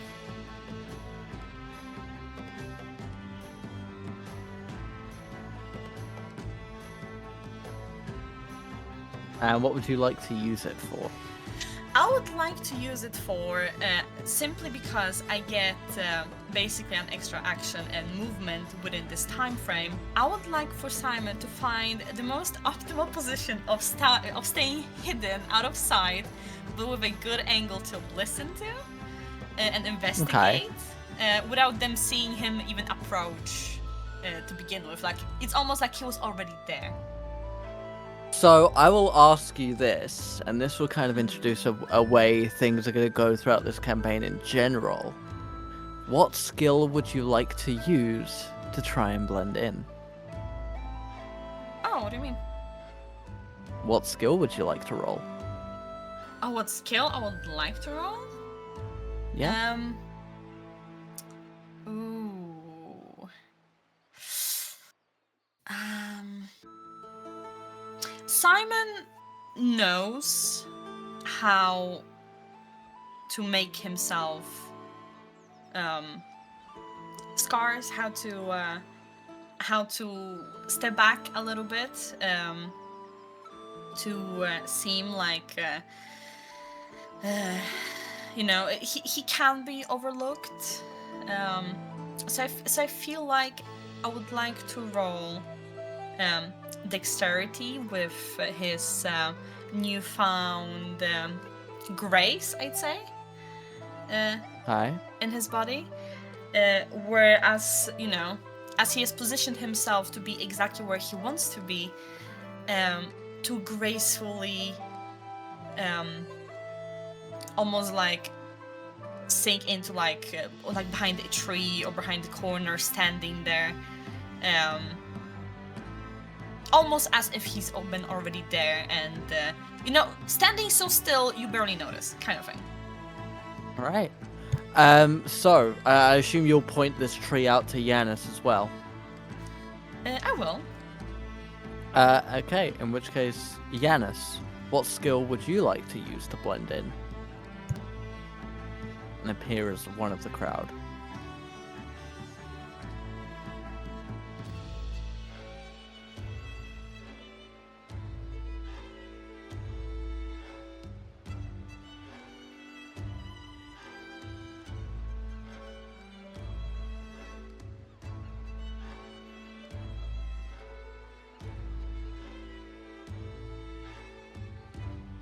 Thinking about it. Yeah, I am. Give me a moment. Take all the time you need. Take all the time you need. Because as it is, when Simon moves into place, from my perspective, because of the way Moment Think works, they're just going to suddenly flash out and then be 30 feet away. Yeah. Here, actually, I do have a question for the DM in particular. Because we both have the skill, at some point, if we want to collaborate on that, would you allow for them to basically pull each other out and be able to move together while time has stopped? It would be a possibility, but there would be a role for it. Gotcha. Yeah. Of course. That would fall under my little homebrew trick of pushing magic beyond its reasonable limit. I imagine. Which is possible, but failing to do so may have consequences. Oh, I love those. Very nice, Malachi. Very nice. So yeah, I'm probably just going to go for a straight up stealth roll at this point, try and blend in with the, shrubbery and shadows and hope I don't get seen. Alright. Can I actually change my answer before? Yeah, absolutely. Because I'm thinking about this, since Simon knows this place almost like the back of his hand, he would know at which angles you can be easily spotted or not. So I'd like to actually roll history if that's a thing that I can call out instead.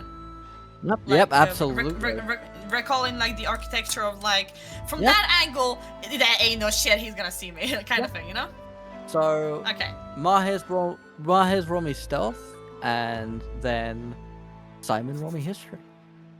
Yes. And I'll take Simon's first.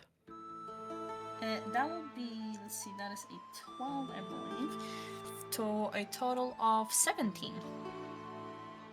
Alrighty. And then Yanis. 22 total with 18 rolled on the dice. Beautiful. So, how this goes, there's these two cloaked figures standing outside the tavern.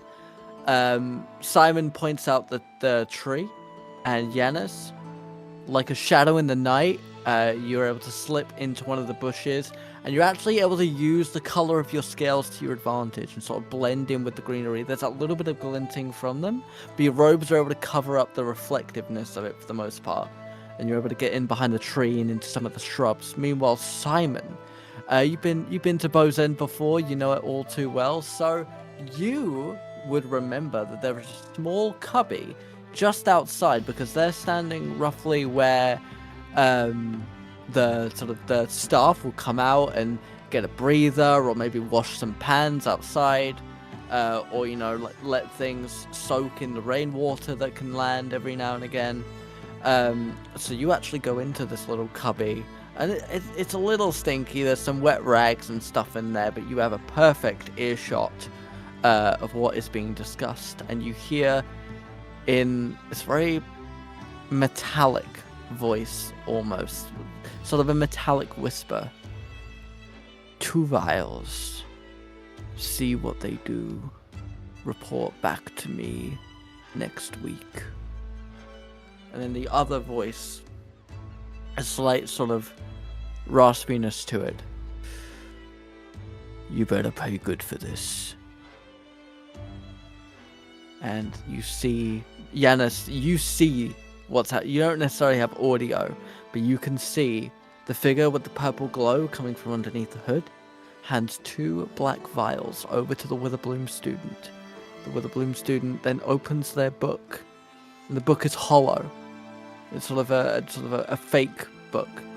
Places the vials inside, closes the book, clasps it, and then he drinks a potion and vanishes with invisibility.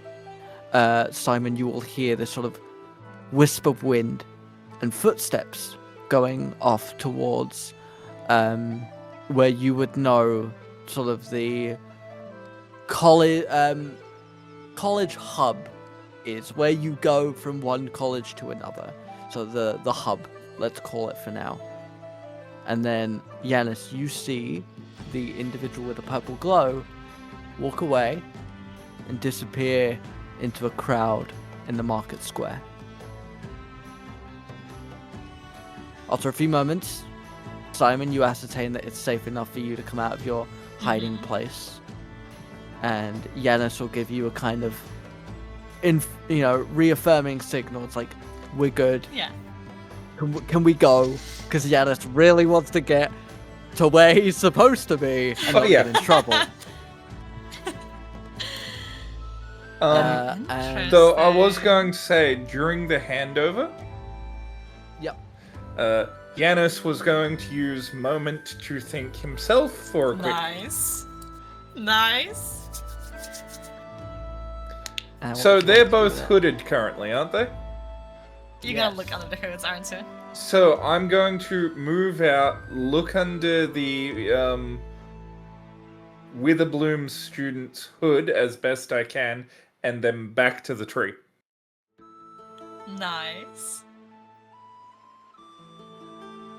I love that spell so much. Roll me perception. 19 on the dice. So you would see that they 27 are total, by the way. You would see that they're disguised as they are an elf under the disguise self spell. There's a slight shimmering to the skin, which you would know as a very studious individual, as someone who is very knowledgeable on magic. They are under the effects of disguise self. Huh. But you would also know from that you can disguise a lot of things. You can't disguise a voice. No. which, I will commit that voice to memory once I'm back under the tree. That's what I'll be doing until they disappear. Yeah. So you wouldn't have got an exact wording, but it would have been sort of a low, slightly husky voice. Yep. One important thing to note is the elf was wearing glasses. Right, so even But I with know that disguise self, if they needed glasses, the disguise wouldn't affect that, so... Very good. I will move the scene along, and you two can discuss your findings when you make it to the dormitory, because I imagine Yanis is like, let's get somewhere safe. Yeah. Let's get to where we need to be, and we can chat whenever. I'm not meant to be here. Yeah, I'm missing Walk an and talk, orientation. Come on, let's move it. Well, if you didn't want expelled- to miss it, you should have went with the others.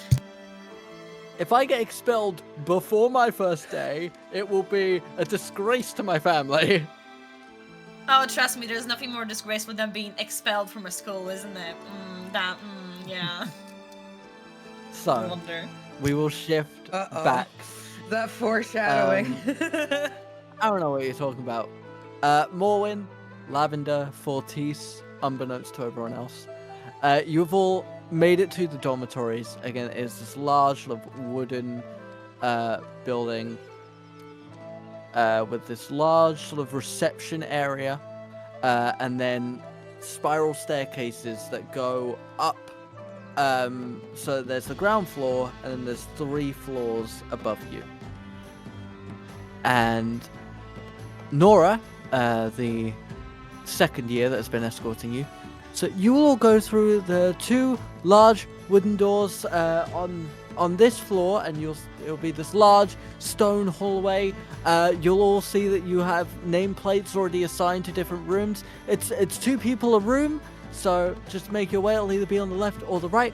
I will be here at the desk all night long, so if you have any questions, let me know.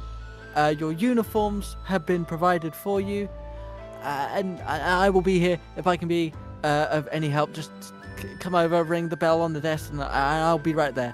We're really happy to have you. Welcome to Strixhaven. I can't wait to see what you guys end up doing this year.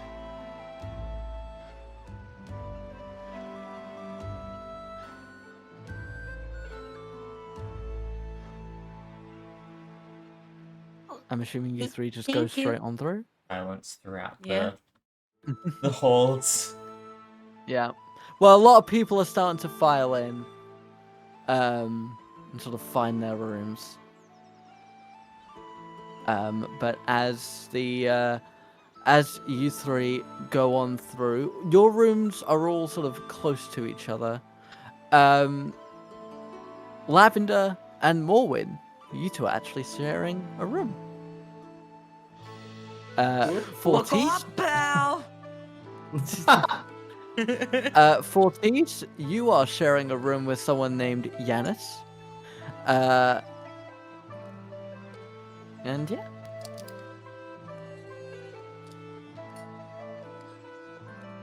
And if anyone doesn't like it, I rolled for it. It's not my fault. It's not my fault. I will. I'll head inside my room and just claim a bed. You will see. Let me just check this really quick. You will see on one of the beds does appear to be very similar in style leather armor to what you're wearing, but with the Strixhaven lotus flower embroidered upon it around sort of the sort of left pectoral. Okay. And then there is sort of general supplies, scrolls, ink, quill, like whatever you would kind of need as basic stationery. Nothing really important to note.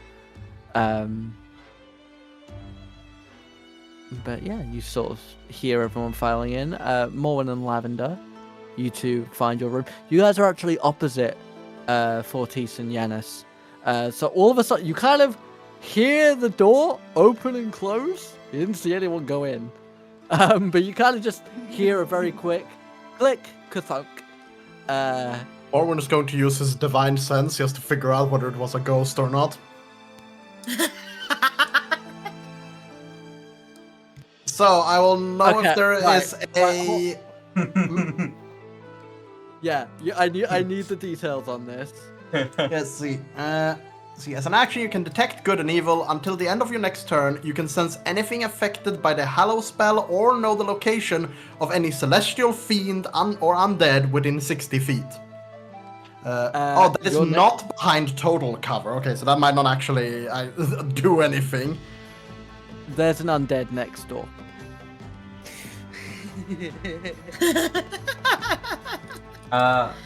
Hold up. Did he just specified? No, but he just specified behind total cover. Yeah, it does not affect them if they're behind total cover. But so if they were, you're still in the hallway, right? Yeah. Yeah. So you're because the door next to your guys is open, and there is an undead in that room. One was going to like mid-step, just freeze. Are you okay? His eye, like you can see through the eye slits in his helmet, like his eyes are like wide and bloodshot. You can hear like the echoing of his breathing inside the helmet. Your roommates with Darth Vader, right? Brave one, be prepared. And he's going to rush into the room. All right, I'm gonna project. As you storm into this room, I'm gonna project to you the two students that are in this room. Right. One of them looks like this, and the other looks like this. The only amendment is the lady has a sort of silky veil over their face, so you can only see their eyes and above. Yeah, as Morgan, just fucking rushes into the room. It's fucking morning star drum. Oh my god. Show Both the your individuals with the gentleman who's got when I say fiery hair, I mean hair made of fire, and these glowing orange eyes are kind of just easy. I'm just a fire gnome. Of an undead creature, an unholy abomination, it will be cleansed. Lavender just kind of scurries in behind him, what is going on? What is happening?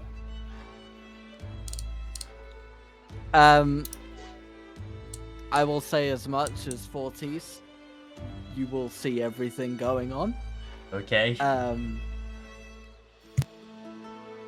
You will see that the woman seems very sort of recluse, as backing up a little bit as you wave this morning star around. The fire ganassi that sort of steps in between you and her. Just calm down. It's just me. I'm Xantha. This is Aurora. We're both breathing.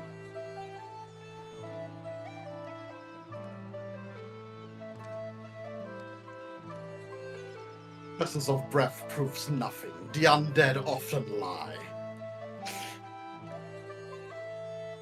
I think at this point, I have to step in. I'm going to place a hand on Morwen's shoulder.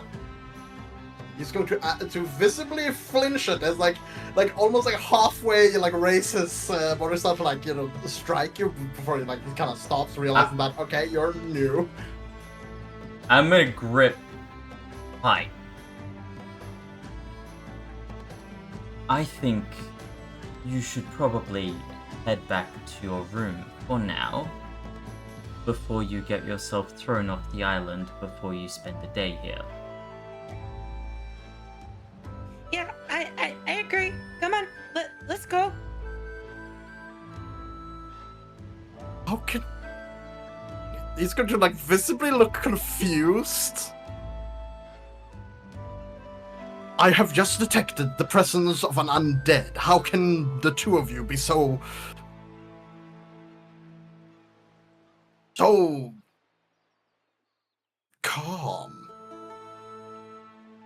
Xantha will we're in a place with a lot of weird things.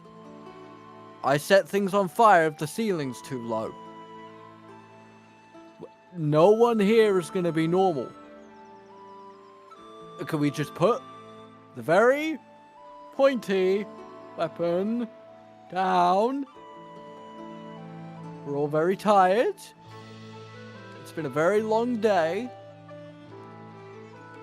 I'm hungry.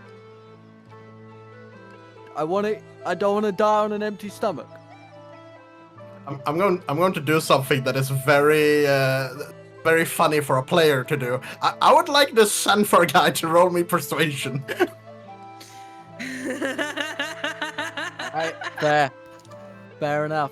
Misty 2.0. Jesus Christ. Get this in the light so I can read. And then let me just use this as a basis, because that's +2, so that will be a 13. He's gonna stand there and just stare for like a full 6 seconds. Just stand there, unmoving, unblinking, just staring. Then he's going to lower the morning star.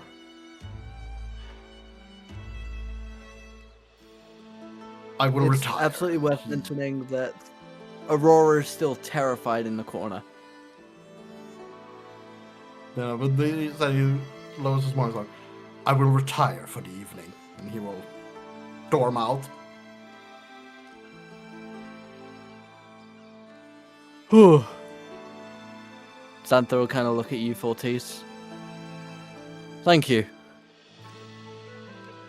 We kind of thought we'd have at least a day before trouble started stirring. I'm going really simple. No, you go. Sorry. No, you go. She was just saying sorry. I am not going to say anything, but I am going to turn to them both. Nod once at sorry, what was the Faganassi's name? Xantha. Xantha. Okay. I'm nod once at Xantha, nod once at the hooded one, and turn and head back to my room. Or veiled one, I should say. Oh.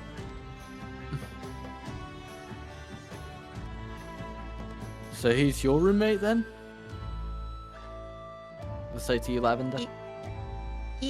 Yeah. Sorry. You didn't do anything.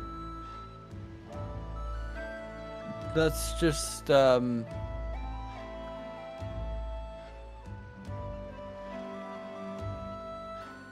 both good. We're not going to be a problem. We don't want to cause you trouble. Let's just try this again in the morning. Yeah, I'll do my best to keep him in check with stuff. I'm all good with you guys. I don't know what that was all about. I'm sorry.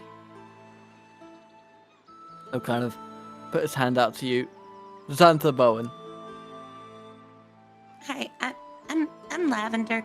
And she just kind of looks at his hand a little weird and somewhat grabs it and like wiggles His it skin a little. his skin is quite warm to the touch. Not hot, but very notably warm. Like he's been holding his hands over a fire for, overnight in a campfire or something like that. And then the veiled woman will sort of come over and shake your hand. I'm Aurora. Hi. Sorry about that. It's about at this point, outside, Simon and Yanis, you guys have made it to the back of the dormitories, where there is this sort of circular window that, Simon, you would know the trick to opening is you put your pressure right in the middle and then tilt up and it will spin open. Yes, perfect. I demonstrate with great care of like, yeah, you did this, you did that, whatever, yada yada, you know. Demonstrate with great care. It's this, bang.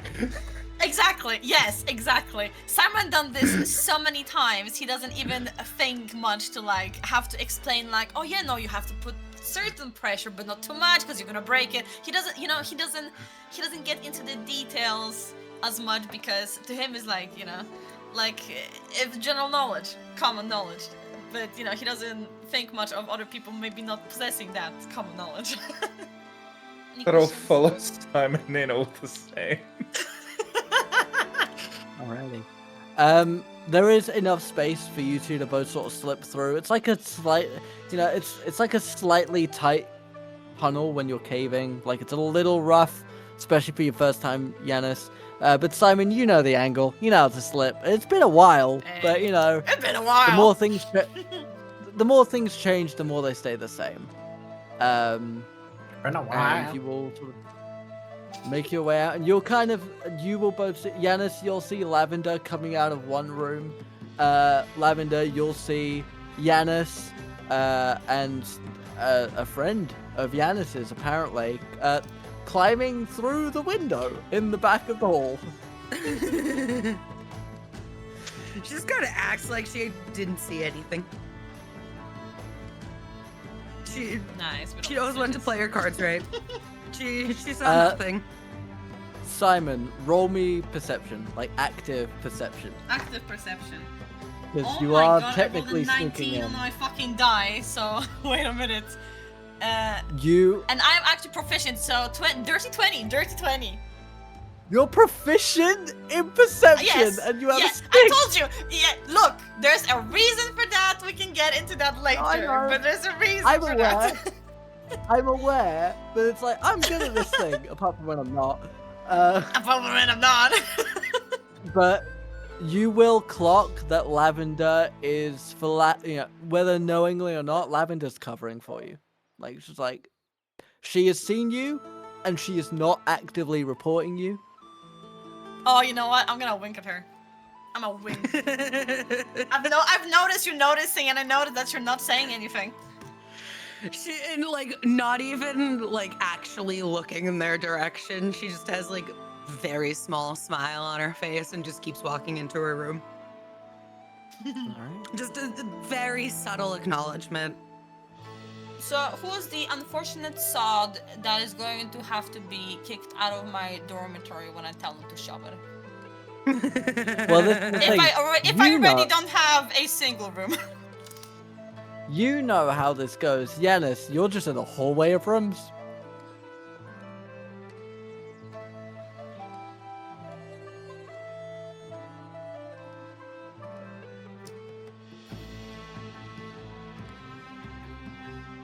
I'll look to Simon and just, so how do you know which one's whose?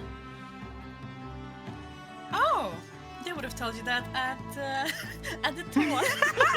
And I am giving them sly smile.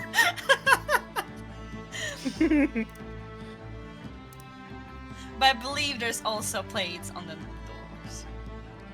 Yeah, there's like little golden nameplates on the doors. Yeah. In which case I'll go looking for mine. You are sharing with someone called Fortis. I guess I'll meet them and I'll open the door and wander in. Alright, Fortis, you hear the door opening behind you, and a big fuck off lizard walks in that you clocked on the boat.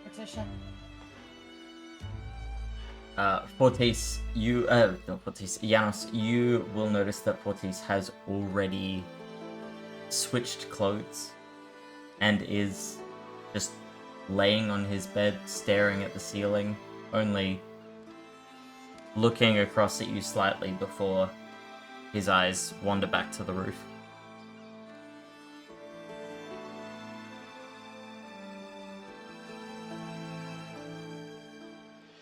Just raise an eyebrow and yeah, I'll go over to the other half of the room and start unpacking.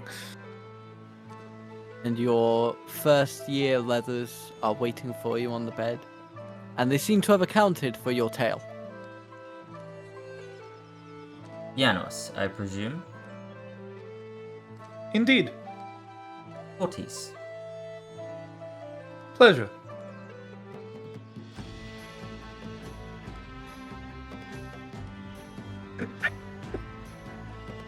Simon, Yes. you find your room not too far from the one that Janos went into, and you are sharing with someone called Percy.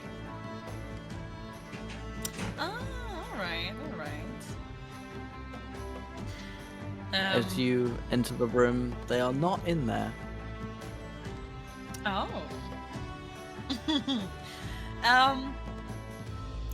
Simon is going to take one look, notice not very many, because I imagine this is like where our shit has been delivered to prior to the arriving, right? Yeah. Luggage. Not very many things that he has brought with him, and he will grab the change of clothes that you're supposed to have. He will take,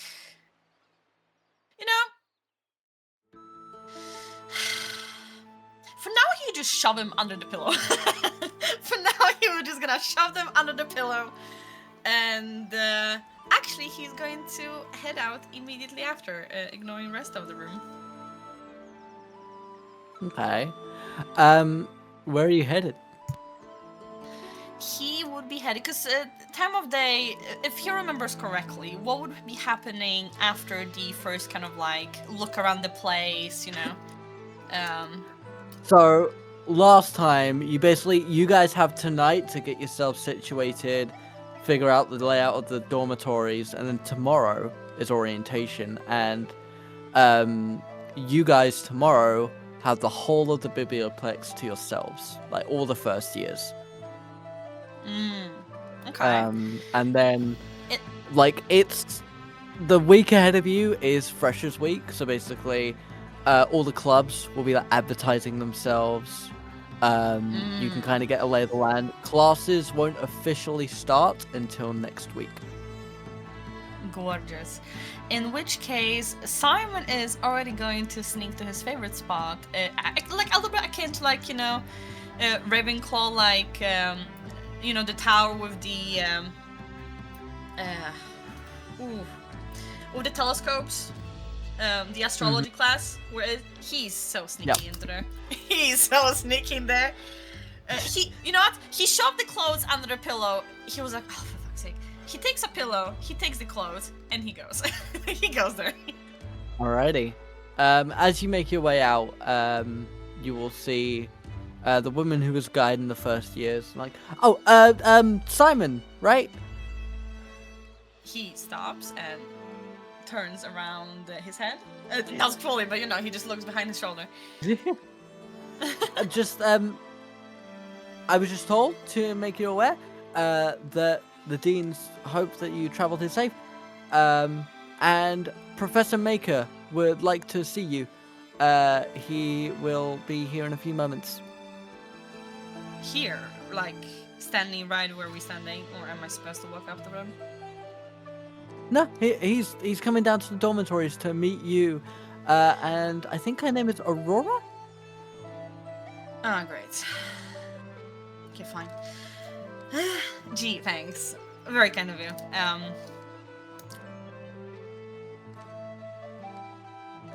Aurora will have He some just fun stares things at to her. say to him. And he just stares at her, uncomfortably perceptive for someone who is blind as a bat.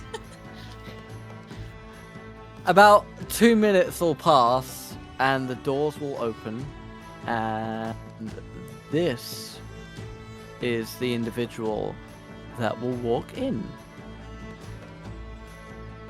If it wants to work.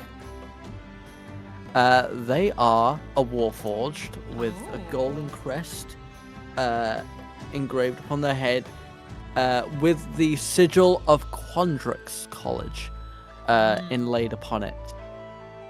And they seem to be like, not armored, but quite bulky in build. And they'll come over. You are Simon. No, it appears so.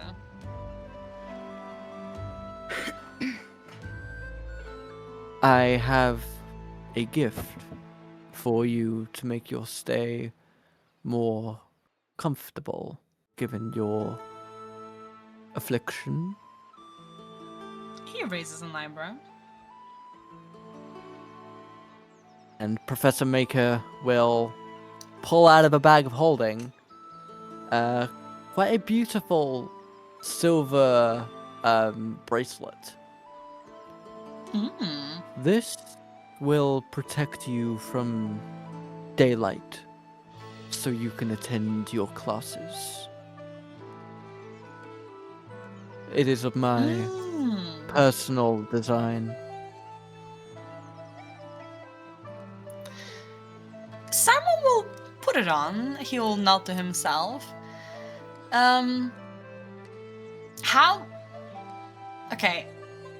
How long has Professor Maker worked at the faculty, and does he remember him? He was If not longer than- here when you were here. He has been okay. here. He's been here for about 100 years. If your research is to be believed. Wait. He's been here for 100 years, but he hasn't been here when I was here. I was about to say, how No, fucking so long I- ago did you go? Jeez. No, so he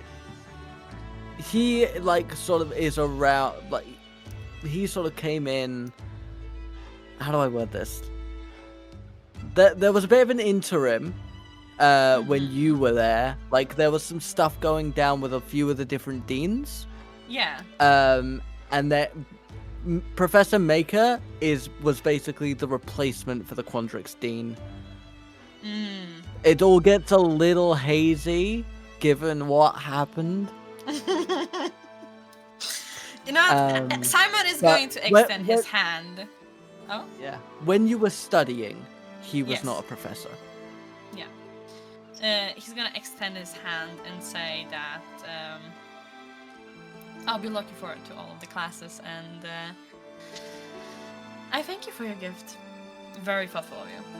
Or faculty, I suppose. It's time to make up for things, I guess. I will be watching your progress closely. Your tenacity for problem solving. You would do well in Quandrix. One more thing.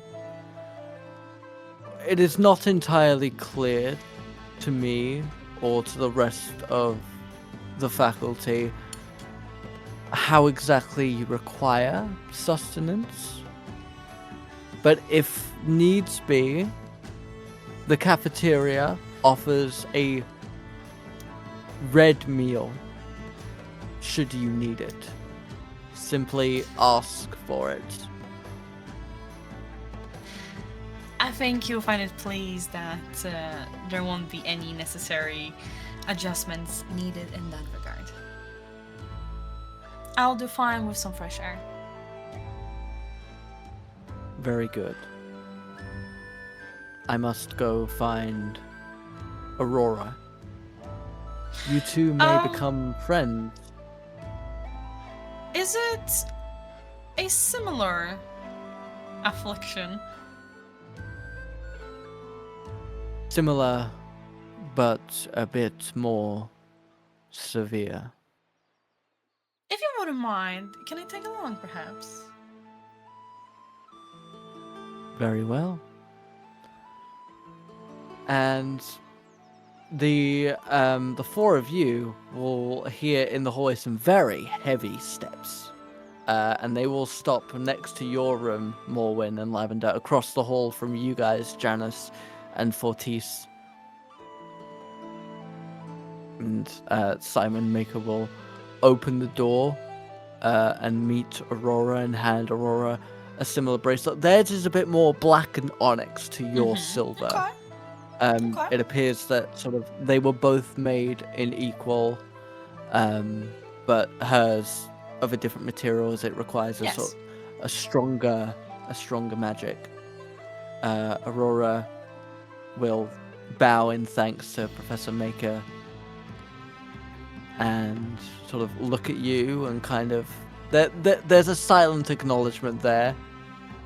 You know what? Simon is going to raise his hand a little bit, shimmer and jingle like bracelet buddies.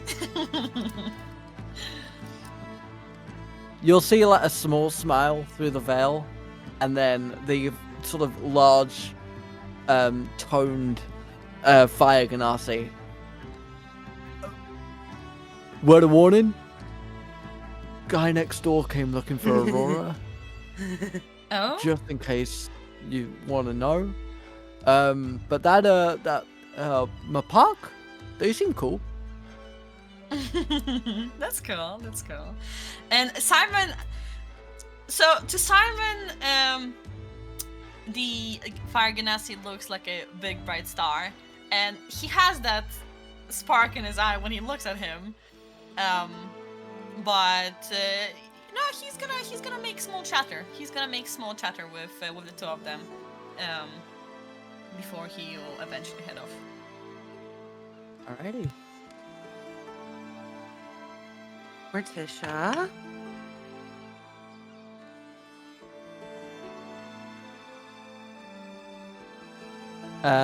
Malachi, roll me perception.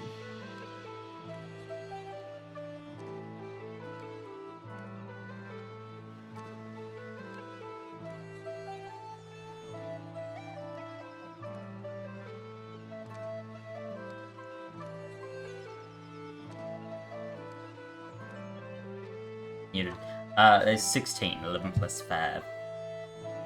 Okay, so I can give you the rooms sort of within your little radius. That's fine. That's fine.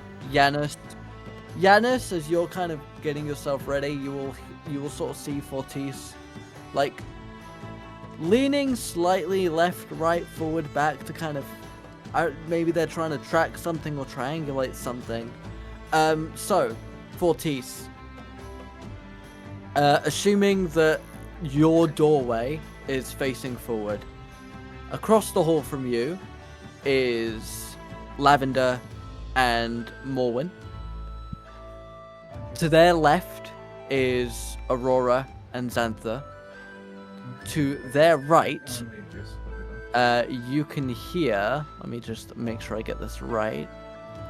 So it needs an hour, and then it needs to be... What sounds to be like very heavy footsteps.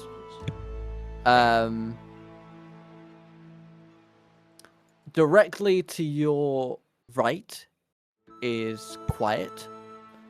And to your left, you can actually hear what sounds to be, again, sort of a shimmering sound. Footsteps of a humanoid, certainly, but also the sound of scratching claws. Perhaps a bird folk of some kind.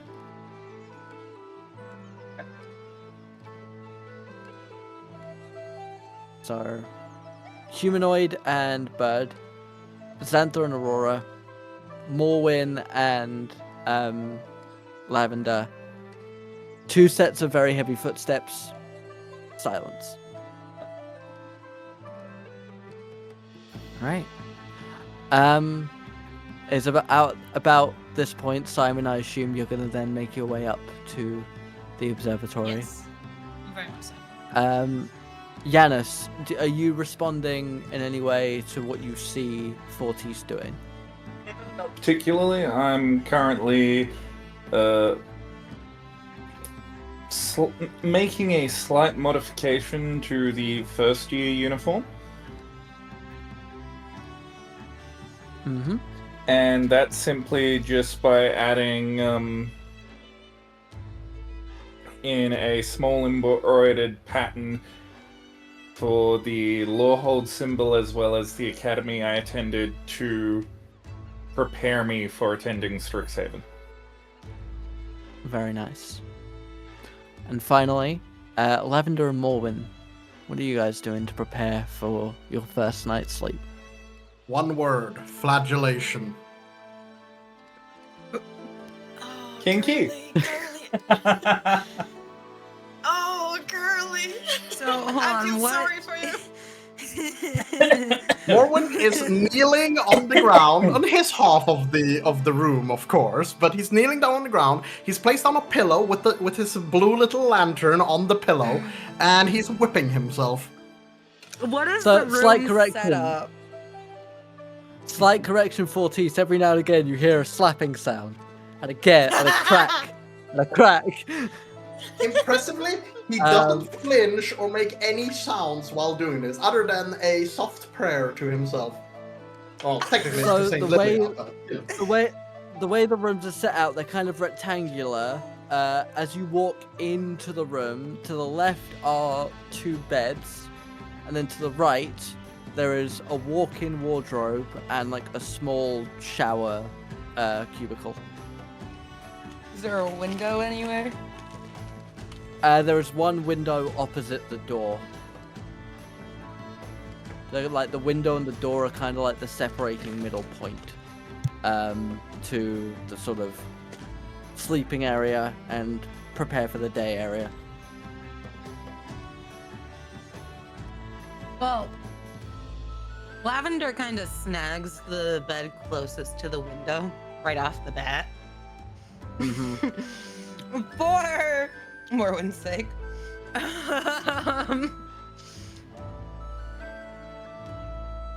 Don't worry, he can hold his breath for hours.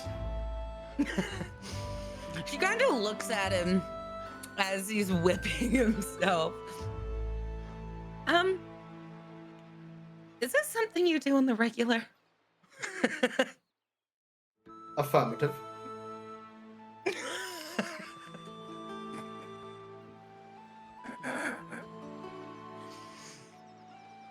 She just thinks to herself, why did I get this one? Why did I have to get this one? Oh, man. Immediately goes to the dean's office, hits the button. I need a new room. Do you like me? Ditch it! Ditch the room, you don't need it. Honestly, yeah, no, she makes her way out. All right, well, I will see you later then, I guess. And A lovely evening.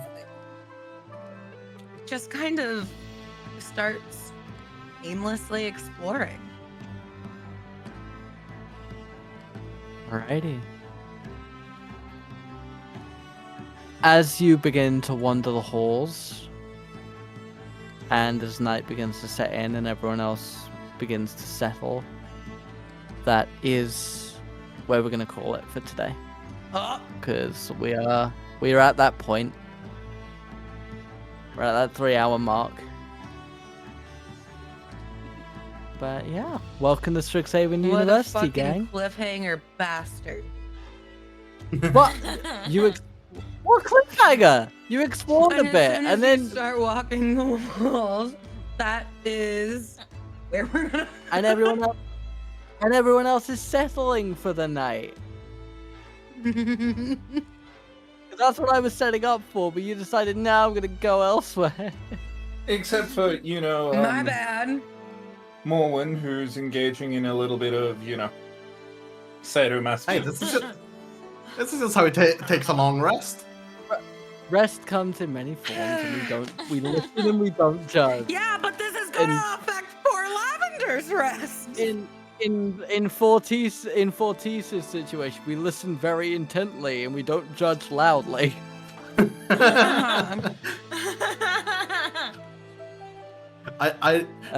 Seb, we just want Lavender to know it's not personal. It's just Morwen. No, I know that. But I don't want to go any further. I love how he's apologizing to the person he didn't threaten the life of. Yes. And they're undead. There's no life to threaten. exactly. I'm sure they would disagree. And I'm sure they'd be wrong. Oh my god. Yeah. That is where we're gonna call it. Our next session will be orientation day. So you guys will get And to next explore the session bibliotheques being- a little bit. 2 weeks from now. 2 weeks. So we will be through the daylight savings period. The rest of us will be on summertime by that point. At least I'm almost certain. Oh, that's a thing. Yeah. Yep, it's the worst thing because it always screws up our plans. Yeah. No. Without fail. Without Because fail. everybody's time zone shifts just so.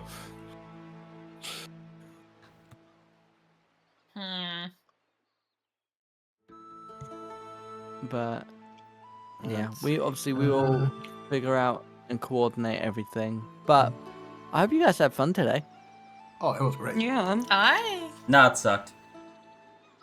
Yeah. Someone had to say it. Yeah, well. I'm excited to see where things will go. Yeah. Well, if you follow Let's your try command and- into the fucking grave. Probably. Let's see if we can actually get through the campaign this time and not be left halfway through. I can't wait for games. Yes. Gains 101. That's Let's go. There will be no Gains 101 because there's a war going on and that's very insensitive. Well, but that's We are even going more to reason make to have it. it. Yeah, For we're gonna make a argument, club. it is highly on topic. It's- Exactly. And unfortunately, there will be no raising of dragon eggs either because they're all dead. I'm sorry, but there will be other things. Malachi knows a little bit. Like there'll be other things to look after. And glances at We the spoke about potential this before backup this session. character, not if he has anything to say about it. I was about to say, we'll see about dragons staying dead, but Yeah. But yeah, thank you for joining. Malachi, thank you for letting me host this as well, because I'm in your house. So thanks.